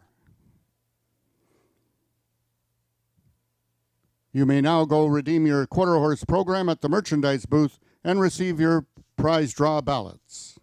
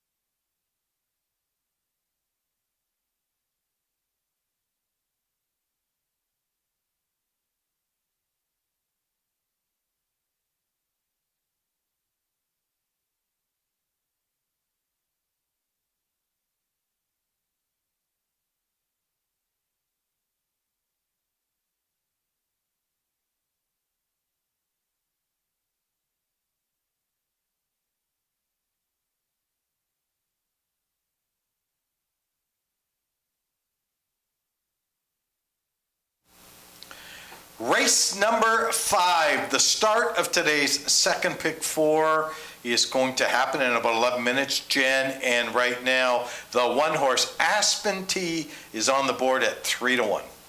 Yeah, this is a big dude, and he just broke his maiden 2 starts ago, July 8th, and that was the first crossing the finish line in first winner's circle photo for jockey Jose Cruz, and that was an exciting day, and that was kind of a key race because the second place finisher that day did come back to win. Now, last time Aspen T was in that mildly confusing race from July 29th where scratch was announced just before the gates opened, so I don't know how many horses were actually ready for the start that day. He finished 4th. It was a tough field. He still ran a 78 speed index. These are more his kind. The 2-horse Stolen Secrets, Cassandra Jeske riding for Chantal Bourgeois, who's got 2 in here. This is a horse that both you and I picked in here. Yeah, I mean, I like both of her horses. In fact, both of them are owned by Robert Burns, Robert Burns bred the Magic Guitar horse. Stolen Secrets is a horse that I really liked a lot. Now, he's had 3 seconds and a third in 5 races. Now, the horse that he finished second by a neck to last time, Geronimo, I believe is a stakes caliber horse, so I think that's a big frame of reference. Cassandra Jeske usually rides her pick of horses. I'm going to assume that she selected Stolen Secrets. But boy, Magic Guitar is looking good out here. Okay, speaking of Magic Guitar, Christian Benitez back in the saddle after a long absence from this 4-year-old gelding. He rode this horse last year. First time he's back in the saddle in 2026. And like Stolen Secrets, this guy took 14 races to break his maiden, but he did so on Canada Day. And that was a nice victory for him, an 87 speed index. Unfortunately, July 29th, he came back and was absolutely clobbered at the start. I showed that race. That was the confusing race I was talking about, and a horse came over on him and just completely knocked him off stride. So that wasn't fair. Christian Benitez looking for his second win of the day. And rounding out the field, the 4-horse Done in Chrome, Corey Belland, get back in the saddle after a 1-race absence. Yeah, and she actually ran pretty well last time. Now, last time she was ridden by our new jockey, Shane Strawn, who did not carry a whip that day. And this gal was a nose. In fact, I thought she was third that day, but she was a nose out of third place. The winner, I Spy Mai, was a big favorite coming off a big win. And the fact that this gal was only beaten a length and a quarter was pretty darn good. And that was an 84 speed index, almost the best of her career. So it's a tidy little group and, a little bit tricky to probably sort out here. But there is a pick 4 starting here. It's not in the program, so we got to remind people. And I do have a pick 4 ticket if the guys upstairs can put it up on the screen for me right now. I did invest $12 in a late pick 4. It is a $1 ticket. And usually I do 20 centers, but I think this pick 4 is very attainable. Obviously, if we get my key down in the last race, who's going to be the heavy favorite, a $1 ticket makes more sense to me. And I started off with 2 horses in here. I've gone 2 by 2 by 3 by key in race number 8. Pick 4 starts in 7 minutes. Good luck with your wagering.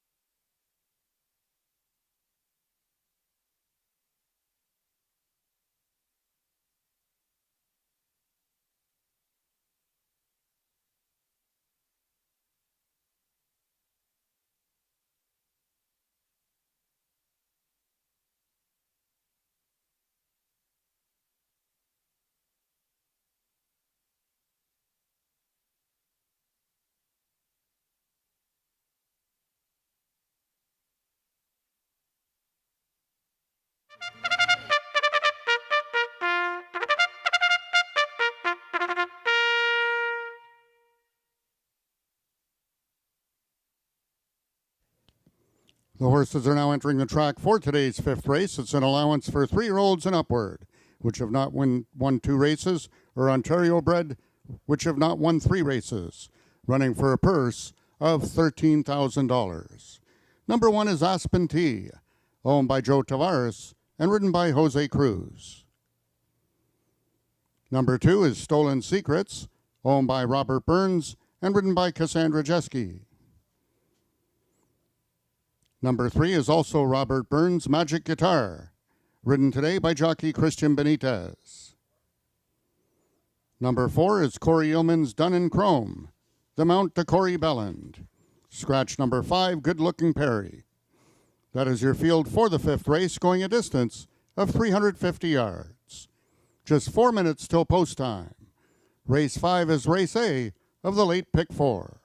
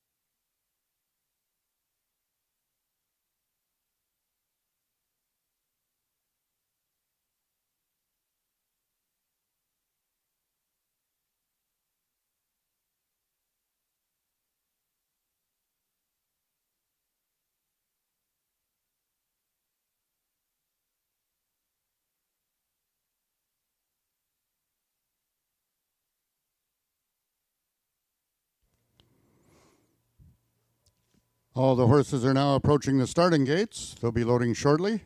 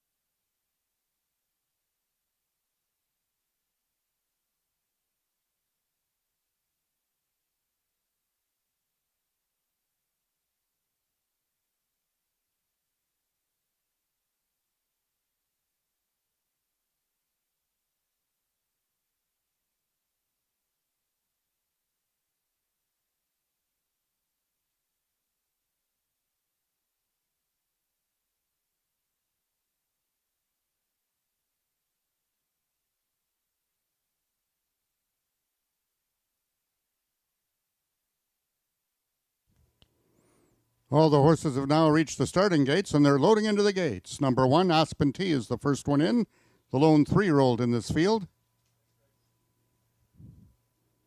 Number 2 is Stolen Secrets, one half of the Chantal Bourgeois stablemates, heavily favored at 3 to 5. Her stablemate, his stablemate, Magic Guitar, is in, and last one in, Dun in Chrome, the lone mare in the field.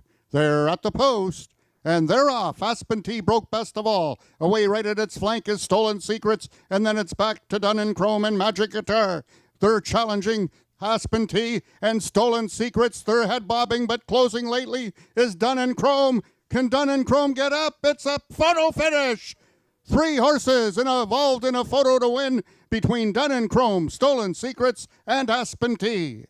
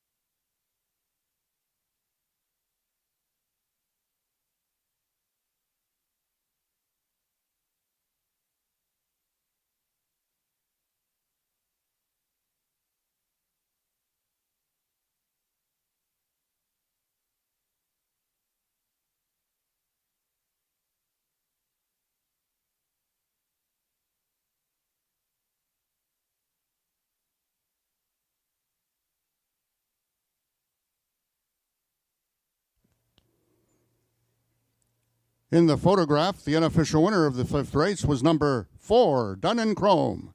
Second was number 2, Stolen Secrets. Third, number 1, Aspen T. And fourth, number 3, Magic Guitar.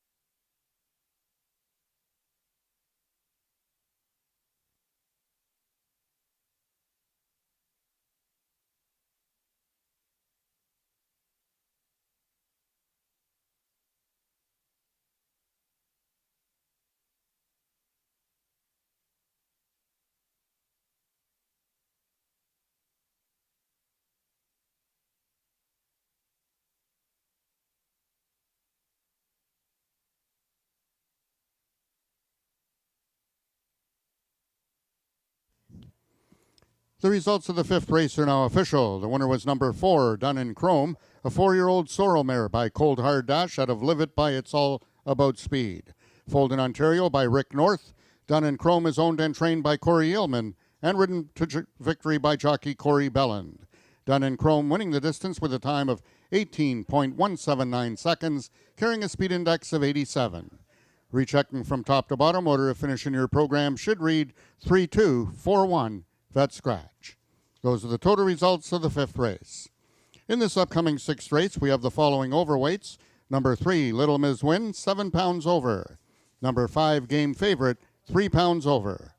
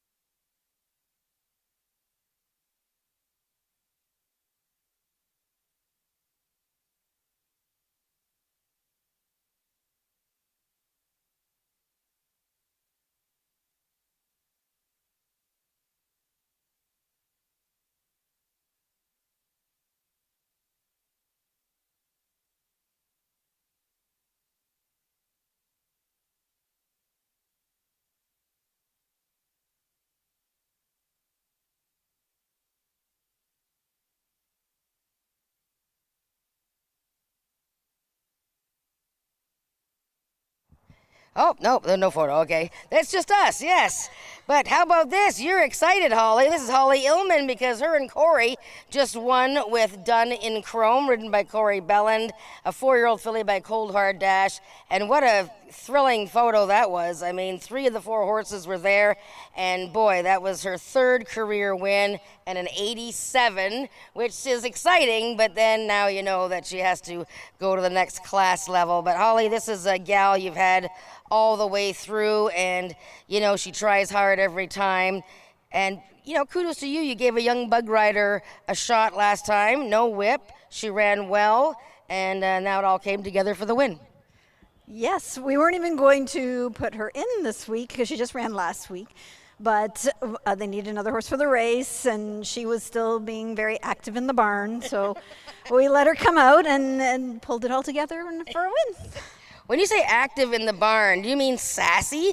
Very sassy. She's been sassy lately. Well, she made a great appearance here, and you know, she always looks good. Your horses, you guys do such a great job with your horses. They look well, and hopefully a nice little roll will get started here for you guys. We're hoping. She's our first owned horse that we've been working with, and we now have our own bred horses that we're bringing up, so hopefully it keeps going. And we'd like to say thank you to Corey for riding and Shane for riding last week. He did a great job as well. Yes, it was Shane Strawn that rode her last week. And she doesn't really go out of her way to win by very much. She likes running beside horses, I think. Yeah, she seems to like that, win by a whisker, win by a nose. That's okay. Well, that's okay because she got the money today. So congratulations. Say congratulations to Corey and the other Corey, Corey Belland. Okay, 2 Corys and a Holly and a Done in Chrome. Well done. Thank you. All right, that's the Illman family, Holly Illman. There's the photo. Wow, okay, it was just a narrow win there over Stolen Secrets with Aspen T third. So that was race 5. We have the late pick 3 coming up.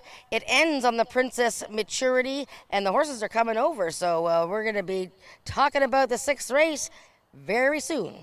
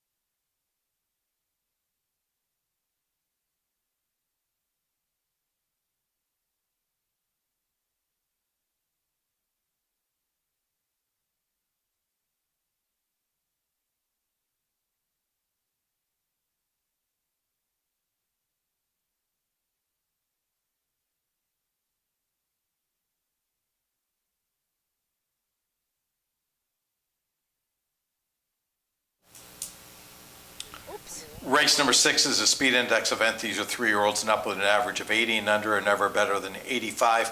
250 yards the distance in here, Jen. Right now, the 6-horse Politics and Lights is taking all the early money at 3-2, but I know that's going to change because I think he's just taken a lot of first-line racing syndicate money. Well, that's possible. Now, Polly has not been out since July 1st, where that was a pretty tough event. She was in there, 250 yards. She actually finished the race pretty well, closed ground, and, you know, like I said, a tougher field than usual. Oh, okay. And I thought she ran pretty well. Now, she has had a bit of time off, and I think that maybe that'll do her well. She's still in a pretty tough category here. She's only won one race, and some of them have won 4. Okay, let's move inside this horse to the 5-horse Game Favorite, who's both my selection as well as yours. Yeah, Game Favorite, very calm and quiet. Just watching Politics and Lights coming by behind me here. But yeah, over there is Game Favorite, very quiet. Now, he's had 2 races in a row where he ran 110 yards.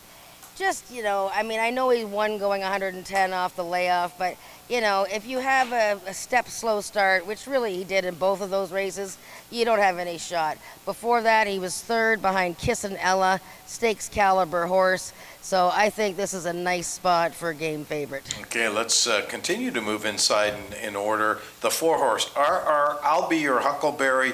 I really liked this horse last time, but then it was a 2-horse field, and he was 1 gazillion to 1. Well, he was taking a huge edge that day because he was racing against some maidens and Bewitching and all that, and 5-horse field, and he was 1 to 9 or 1 to 5. He won easily, but yeah, it was a big class drop for him. He's just a lovely horse. That was his 5th win. But, he'd had so much trouble coming out of the gate this year that he needed that confidence builder. So he's walking just about behind me here, just a really cute fellow, and he's just nice and calm. He's a good-looking horse, actually. Yeah, he's a very good-looking horse, yeah. Okay, the 3-horse, Little Ms. Win, gets a rider change today. D.I. Benitez takes over for Helen Vanek. Yeah, Diego's going to ride Little Ms. Win, and this is a gal that when she won a trial for a stakes race in May, I thought she was on her way to big things, but things came unraveled since then.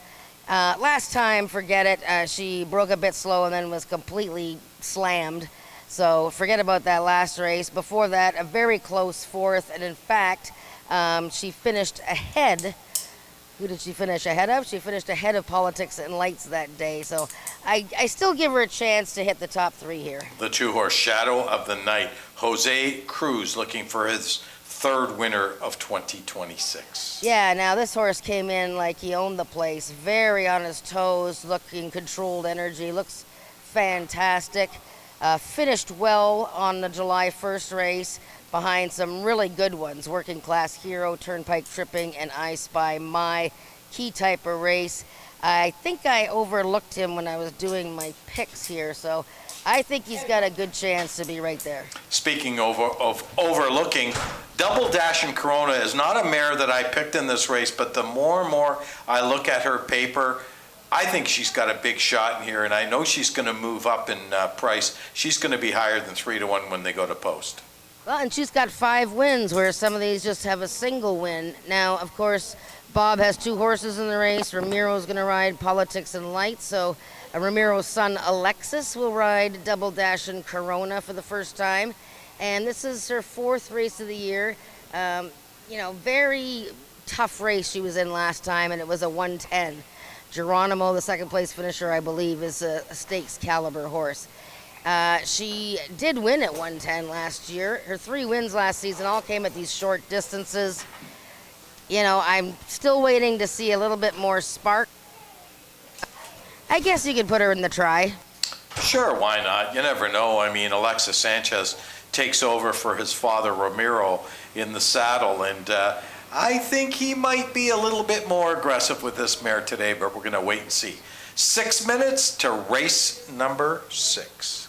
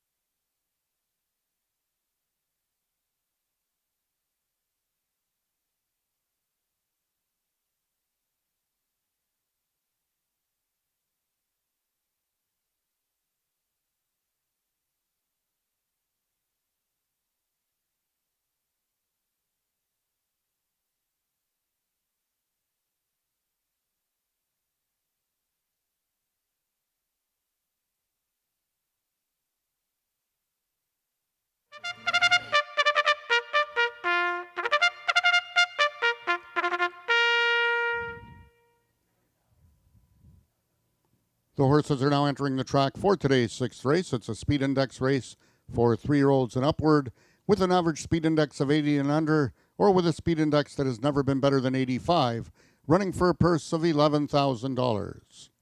Number 1, Double Dashin' Corona, owned by Marie Broadstock and ridden today by jockey Alexis Sanchez. Number 2 is Shadow of the Night, owned by Joe Tavares and ridden today by jockey Jose Cruz. Number 3 is Little Ms. Win, owned by John Wilson, Diego Benitez aboard. Number 4 is Alexandra Tavares' RR I'll Be Your Huckleberry, ridden today by jockey Corey Belland. Number 5 is Game Favorite, owned by Ruth Barber and ridden by jockey Brian Bell. And number 6 is the First Line Racing Syndicate's Politics and Lights, ridden today by Ramiro Sanchez Castillo. That is your field for the sixth race, going a distance of 250 yards. 3 minutes till post time.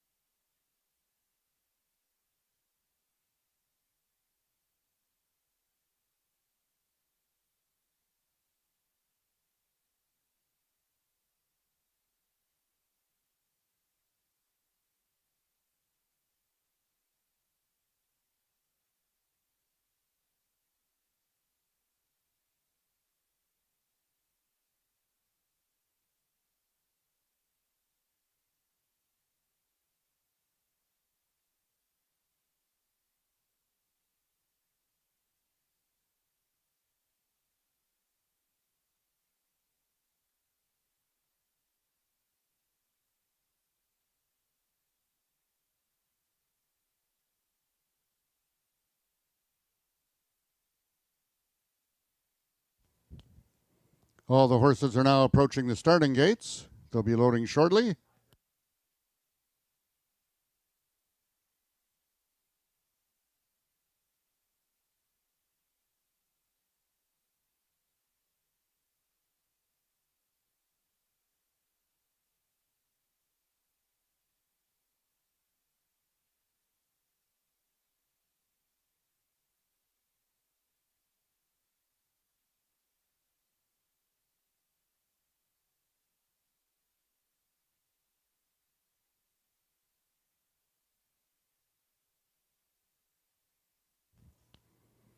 All the horses have now reached the starting point. It's post time.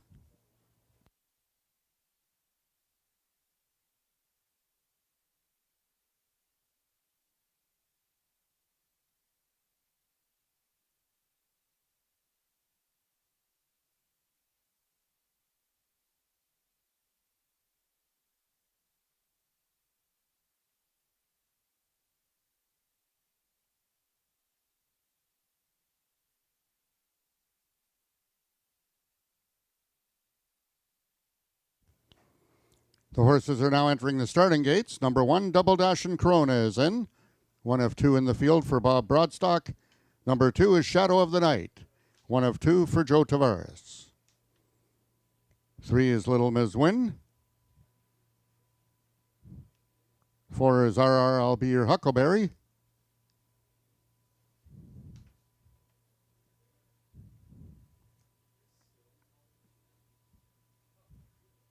Number 6, Politics and Lights goes in. And the last one to load, number 5, Game Favorite. They're at the post.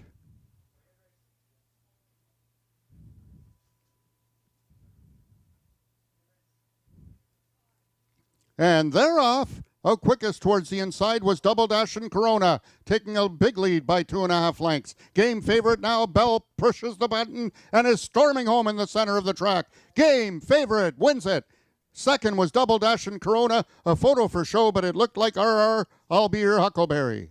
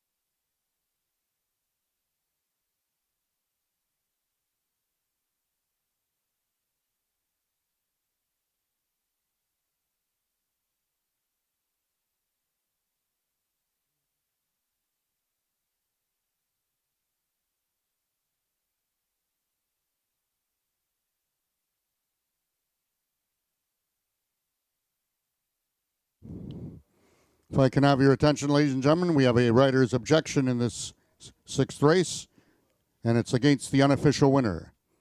Number 4, RRL Be Your Huckleberry, the unofficial 3rd place finisher, has lodged a claim of foul against number 5, Game Favorite, the unofficial winner. Hold all tickets, please. The race is under review by the stewards.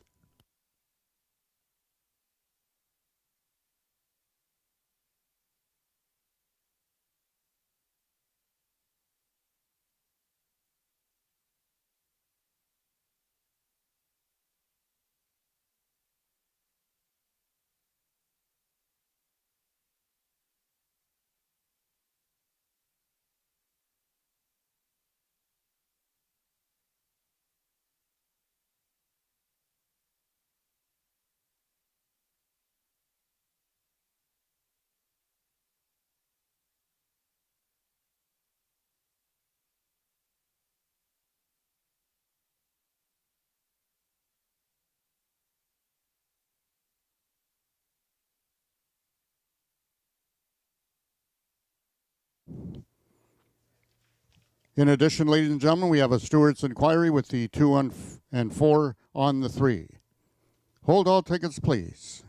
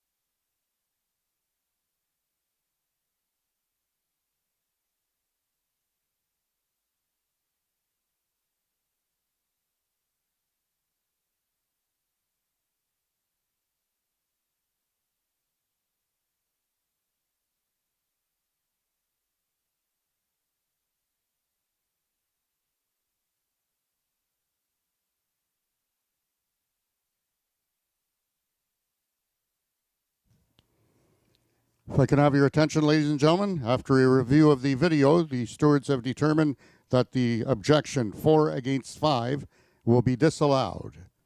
Number 4, the unofficial third place finisher lodging a claim of foul against your unofficial winner has been thrown out. That's disallowed. After the review, the stewards have determined that number 4 was the cause of the interference in mid-stretch on number 3, Little Ms. Win, therefore have disqualified number 4, I'll be your Huckleberry, from third and placed him last. Therefore, the new numbers on the board will now be 5-1-2-6.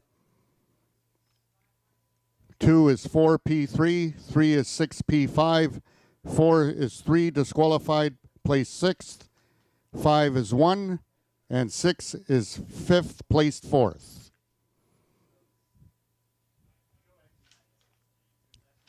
The results of the 6th race are now official. The winner is number 5, Game Favorite, a 4-year-old bay gelding by Tazanito out of Game Swinger by Jess. Foaled in Indiana by Brian and Lane Gunder. Game Favorite is owned by and trained by Ruth Barber and ridden to victory by jockey Brian Bell. Game Favorite winning the distance with a time of 13.482 seconds, carrying a speed index of 91. Rechecking the new order of finish, top to bottom in your programs. Number 1, Double Dash and Corona was second. 2, Shadow of the Night third. 3, Little Ms. Win fifth. Number 4, RRL Be Your Huckleberry sixth. Number 5, Game Favorite 1. And number 6, Politics and Lights fourth. 2, 3, 5, 6, 1, 4. Those are the total results of the 6th race.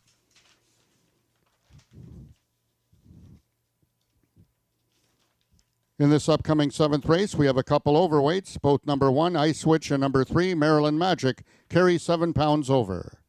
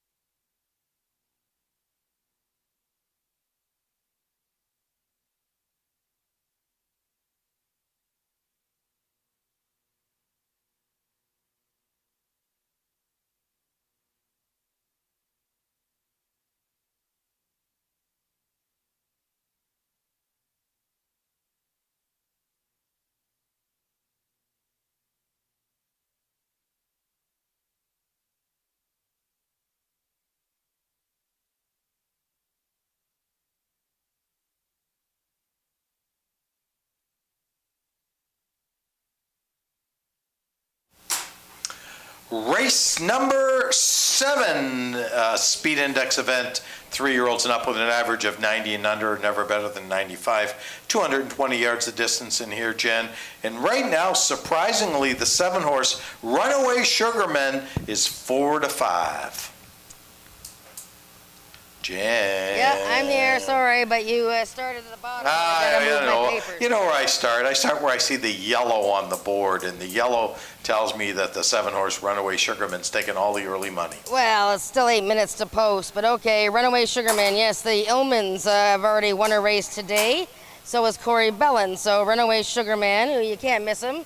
Big gray horse, was a winner in June. And then most recently ran against these horses, CG Mega Spy and a Shades of Cold, and could only be 5th in that race. Now, he didn't really get away from the gate all that well, but still, he's at a tough level here, and I assume that he'll go way up in odds from here on in. Okay, let's really mess it up for you. Let's go to my selection in here, and that's the 2-horse CJ Mega Spy. Cassandra Jeske looking for back-to-back winners on this horse. Yeah, and he changed trainers before his last race and took off and won that race. Now, he was meeting slightly easier, although he'd been in pretty good form against horses like a Shades of Cold and Chasing Butterflies, but he got a really sharp break from the gate under Cassandra last time and won easily with that 91 speed index, so he's very much a contender to double up. Your selection in here is the 4-horse Chasing Butterflies, sent out by trainer owner Rick Kennedy. Yeah, I usually like to see this guy come in with a little bit more pep to his step because he tends to tout himself, but he's a pretty cool customer right now. He's a stakes winner and he's got all kinds of class to him, and I think that he's in a nice spot here. He's run 110 yards twice in his last 3 starts, and I think this is a good middle distance for him. We have to talk about the 3-horse Maryland Magic, who's shockingly 15 to 1 at any time of the betting. I mean, this 12-year-old horse, I mean, he's a champion. I mean, he's won 26 races in his life and has made over $250,000. Yeah, but the fans know that he's a good hard trying fellow, but last year he won 6 of 12. This year he's won 1 of 5. He was almost 12 to 1 last time against pretty much the same group. And I wouldn't be surprised if he's still 10 or 12 to 1 and getting a nibble against these. Another 12-year-old in this race, however, a gelding, is the 1-horse Ice Witch. Yeah, Ice Witch getting a change of riders to Diego Benitez today. And Ice Witch won his season debut at 110 yards. Really strong effort that day, beat some good ones. Didn't have a very good start from the gate in his latest. And 220 yards is a really good distance for him, so he's hard to leave out of trifectas. The second Jason Pascoe horse in this race is the 5-horse, a Shades of Cold, Christian Benitez in the saddle after a 2-race absence. Yeah, that's because J.B. Batello's still in Alberta this week, so Christian's going to ride, and this is just an honest, hard-trying horse. First or second, pretty much every time he goes out to the track. He's 1 for 1 at this distance. Just taking a look at him over there, and he's a cool customer. Caraway's Angels Hare looking for his second win of the year. Tony Phillips also looking for his second winner of the year. This is a horse that hasn't had much success going 220. Well, she is 220 second time out this year and didn't break all that well. Last time against CG Megaspy, she really was sort of slow to get going. What I don't like is, she's been putting up quite a fuss here in the walking ring. She's getting quite sweaty. She's okay looking, but and then she's really well muscled out, but she's just been giving the handlers a tough time here. That's our field for race number 7. We have 8 races on tap today. Let me remind everyone, we are back here next Wednesday, 3:30 post. It's going to be the last 3:30 post of the season, so you want to mark that down on your calendar. 4 minutes to race number 7.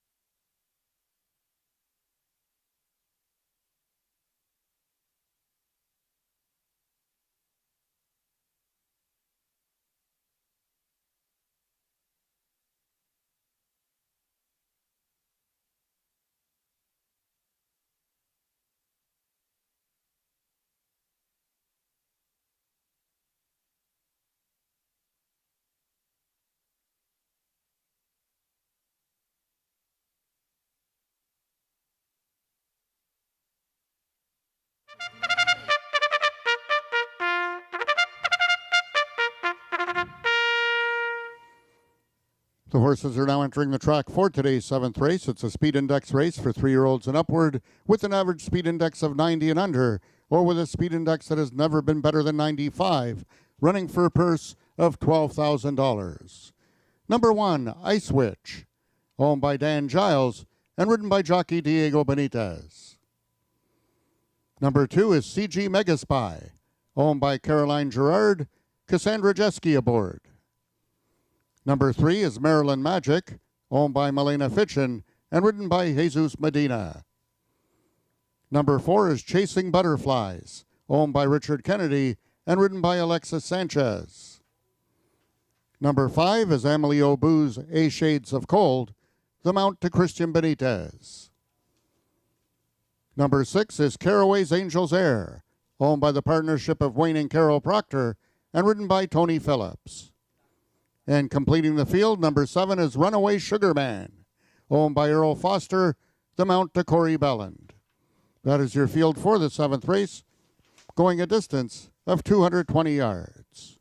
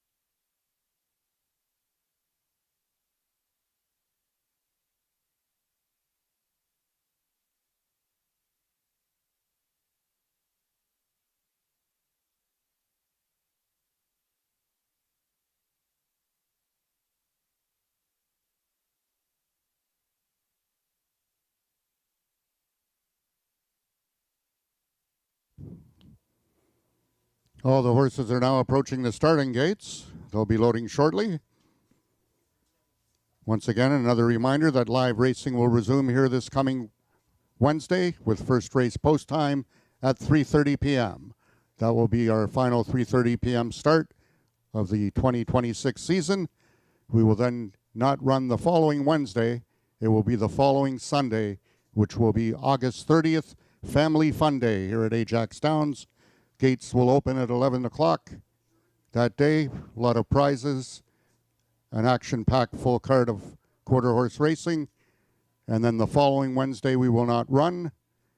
It will be September 9th when we come back on the Wednesday with first race post time at 12:55.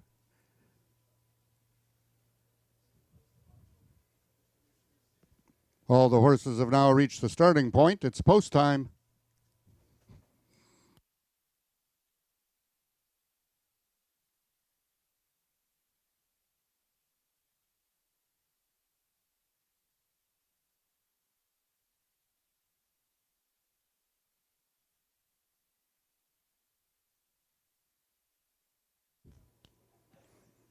The horses are now entering the starting gates. Number 1, Ice Switch, one of two 12-year-olds in this field.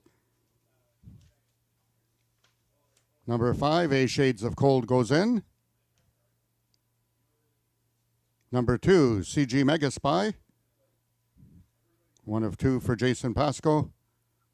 Number 7, Runaway Sugarman, Belland and Illman looking for their second winner on the card. 3 is Maryland Magic. The other 12-year-old for Jason Pasco. 2 left to load. They are number 4, Chasing Butterflies, and number 6, Caraway's Angel's Air, the lone mare in the field.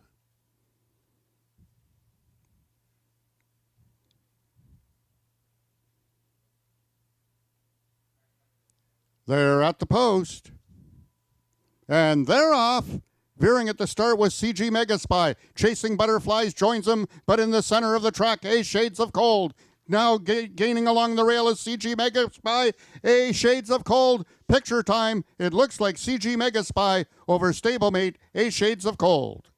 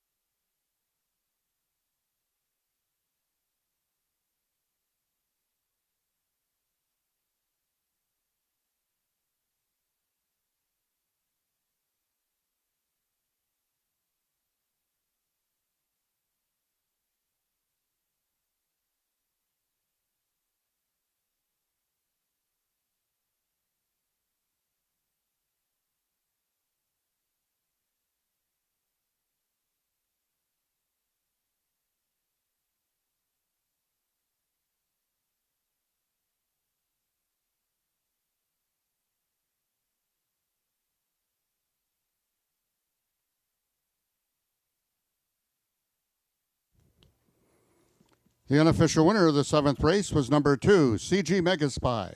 Second was number 5, A Shades of Cold. Third, number 4, Chasing Butterflies. And fourth, number 6, Caraway's Angel's Air.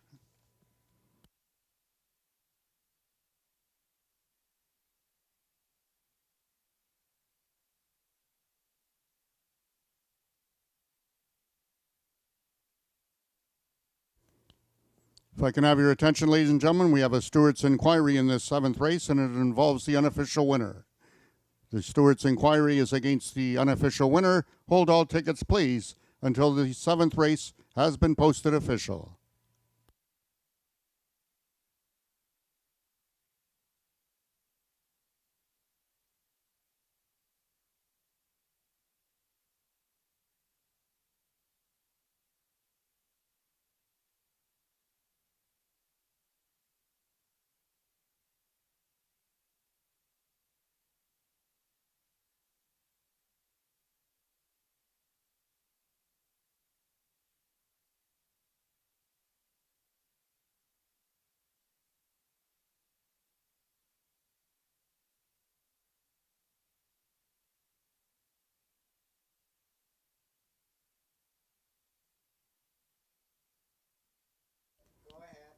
We also have a jockey's objection.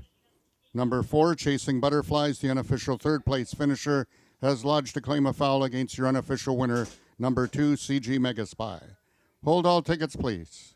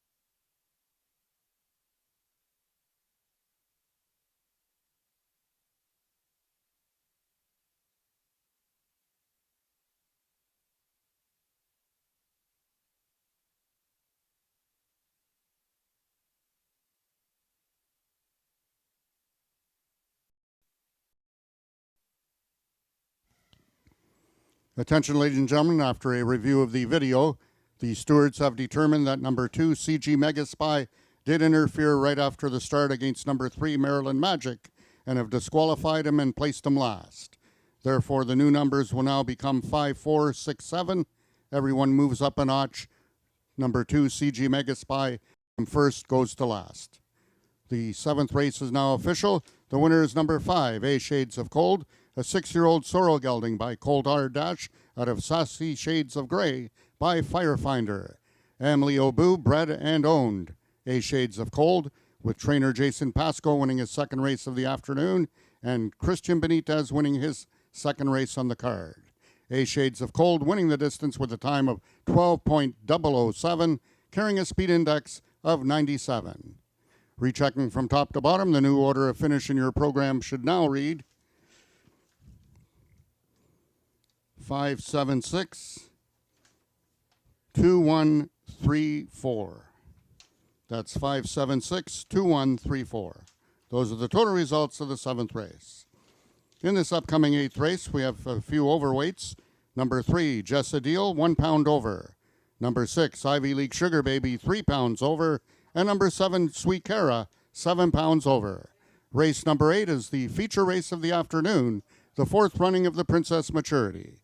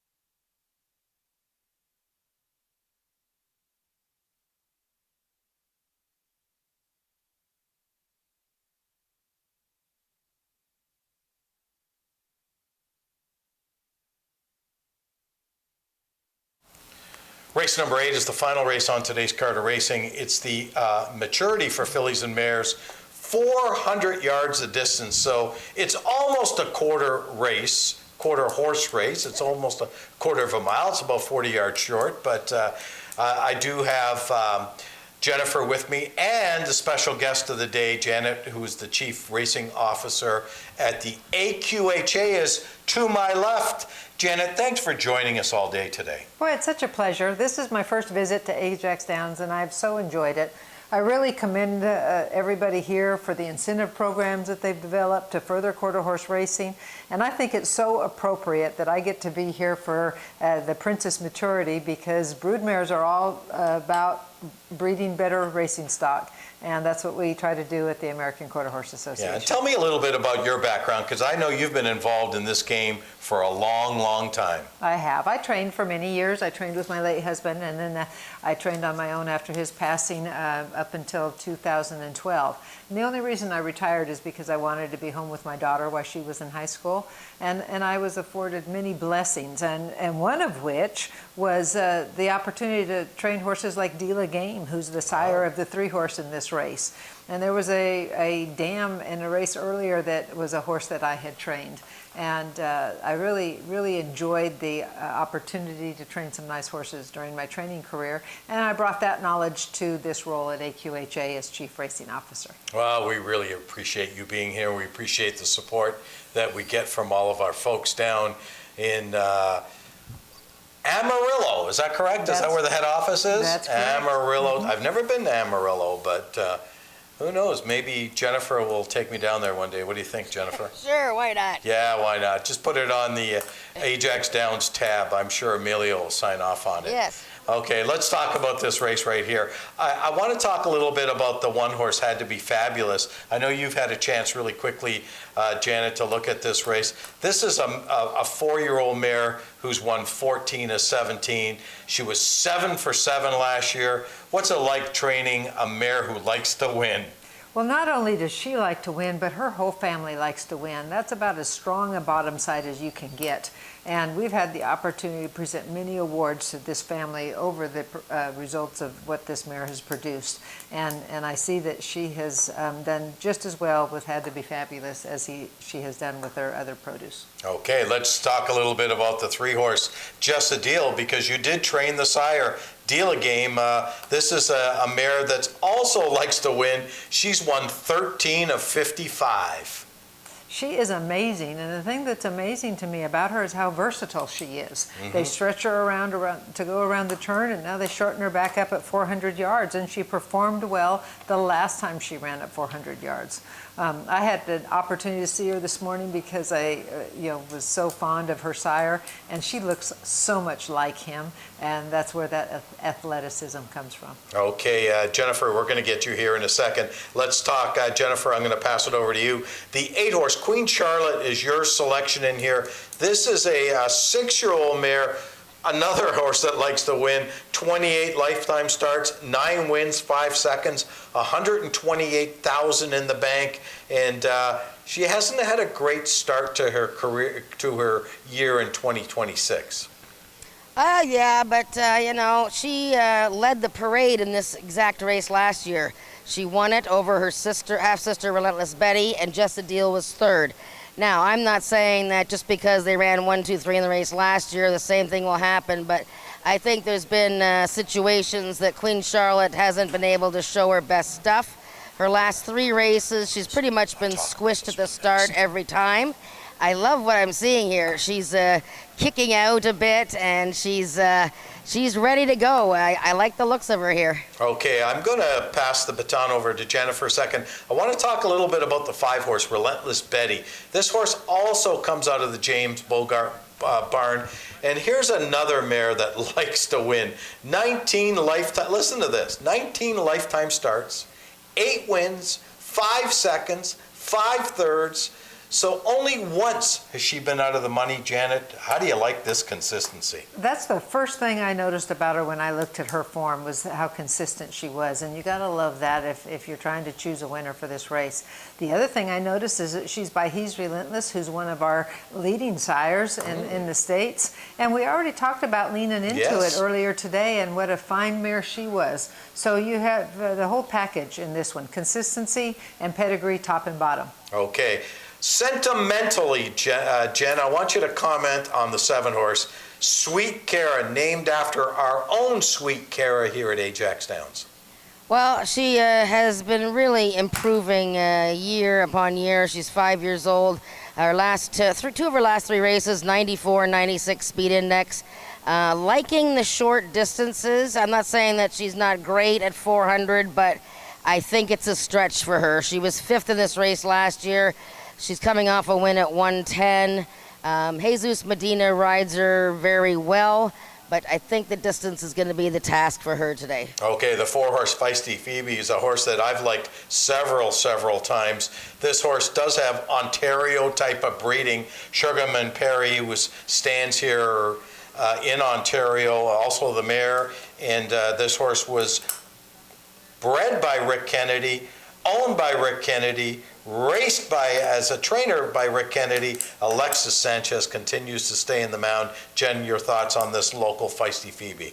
Well, another one with a great winning record and coming off 2 wins in her last 3 starts, both in the 110s. Same thing about I said about Sweet Cara. The 400 yards is going to be the test today for Feisty Phoebe. Okay, I'm going to ask Janet a question about the 2-horse Magic and Wonderland. Janet, how many times have you seen a horse run on a particular card and then in the next race its offspring are running? You never see that. Never. Only in Ajax. And I think it's really commendable because it speaks to what good care they've taken of Maryland Magic, that he's still competitive. Yes, he had some bad luck coming out of the gates in that last race, but he's a fine-looking specimen. And then to be able to have other horses on the card, including the feature that he is the sire of, says a lot for the breeding program here. Well, that's great to hear. And last but not least, I just want, Jennifer, if you can comment on Ivy League Sugar Baby, another horse by Sugarman Perry, out of another mare that is bred in Ontario, Brian Bell in the saddle. Yeah, wonderful mare, 7 wins and 2 already this year. And Brian is one of his favorite horses for sure. Ran a 95 speed index at 220 yards last time. Very quick out of the gate, and I hate to sound like a broken record here, but there's a lot of quick ones out of the gate who have been racing short distances, and, you know, I just don't know about 400 yards. I think you've got to look at the ones that have proven 400 yards. The Queen Charlotte's had to be fabulous horses here, and Jessa Deal. I mean, you know, you got to like the looks of her here. She really makes a nice appearance, and she's actually, you know, shortening up in distance. So I give her a shot to be in the top 3 like she was last year. This is a really great, exciting race coming up. It says post time on the board, but you probably got about 5 minutes to get your wager off before these mares hit the track. Janet's going to honor us today with the presentation to the winner for the 4th running of the Princess Maturity. On behalf of the staff and management group here at Ajax Downs, I'm Nick Kukas. Thank you so much for joining us today. And just a reminder, we're back here next Wednesday, 3:30 post. It'll be our last Twilight post of the year. August 30th, we race at 12:55. We do have our family fun day that day. And then, of course, in September, post time reverts down to 1 o'clock. Thanks again for joining us. Have a great night, and good luck in wagering in race number 8.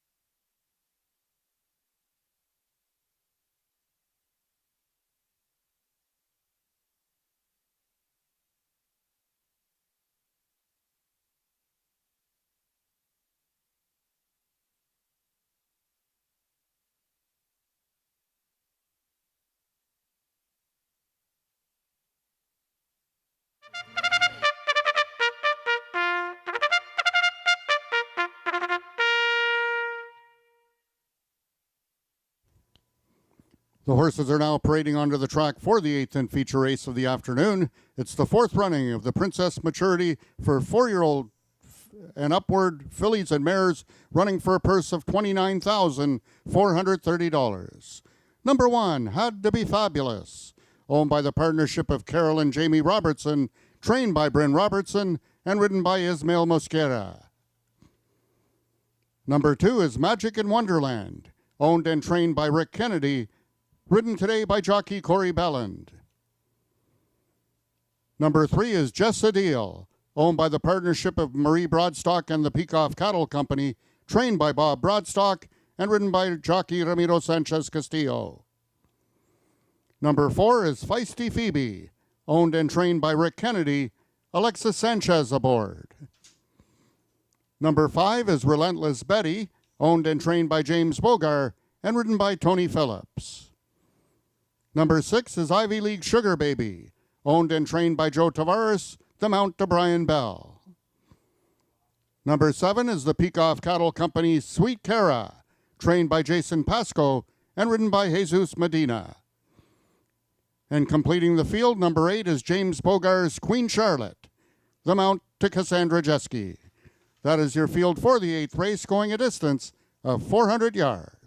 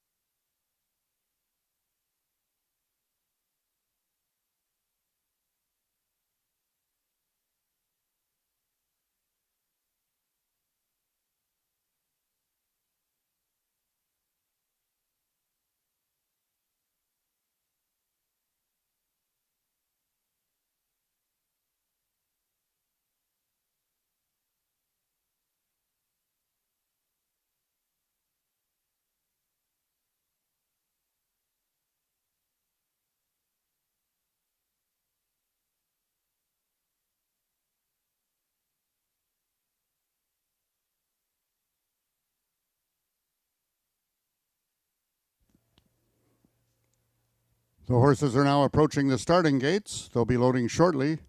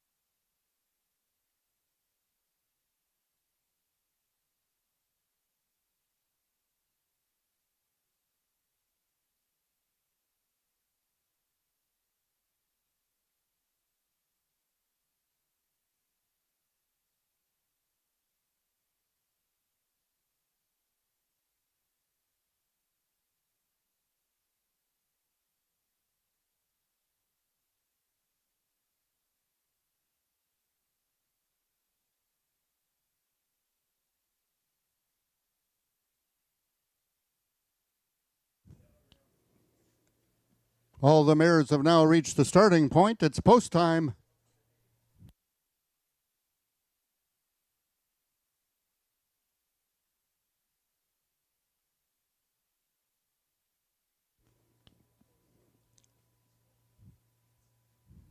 The horses are now entering the starting gates. The first one in, number 6, Ivy League Sugar Baby. Number 1, Had to Be Fabulous, 3 to 5 on the board. Number 7 is Sweet Cara.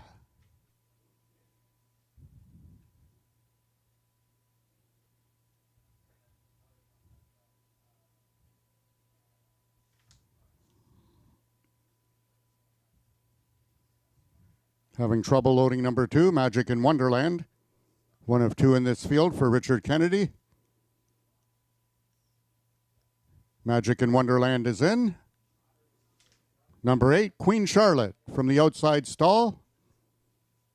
1 of 2 for James Bogar. Number 3, Jessa Deal goes in.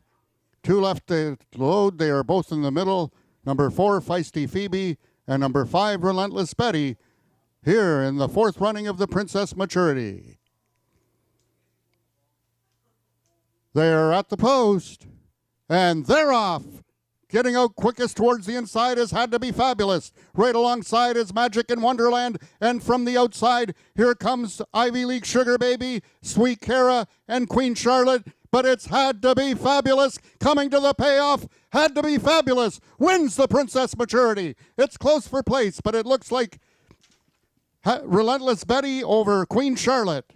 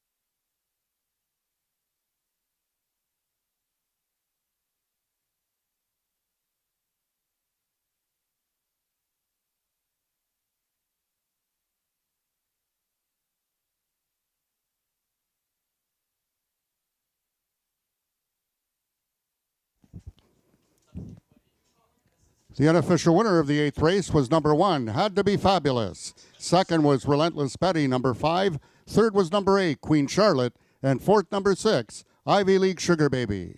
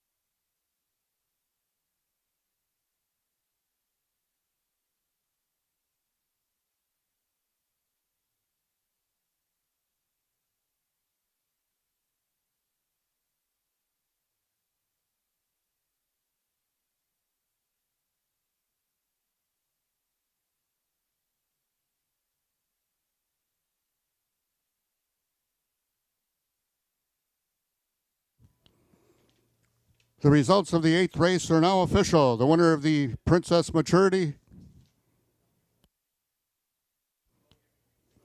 The winner of the Princess Maturity is number 1, Had to Be Fabulous, a 4-year-old bay mare by One Fabulous Eagle out of Had to Be Fandango by Had to Be Nuts. Bred and owned by the partnership of Carol and Jamie Robertson, trained by Bryn Robertson, and ridden to victory by jockey Ismail Mosquera, his 3rd win of the afternoon. Had to Be Fabulous winning the distance with a time of 20.105 seconds, carrying a speed index of 95. Rechecking from top to bottom, order of finish in your program should read 168-724-53. Those are your total results of the 8th race. Ladies and gentlemen, that concludes our day of live racing here at Ajax Downs. Until next Wednesday, with first race post time at 3:30. Until then, this is Frank Ferrari wishing everyone a safe drive home. We will now take it down to the winner's circle with Jennifer Morrison and the winning connections of the Princess Maturity.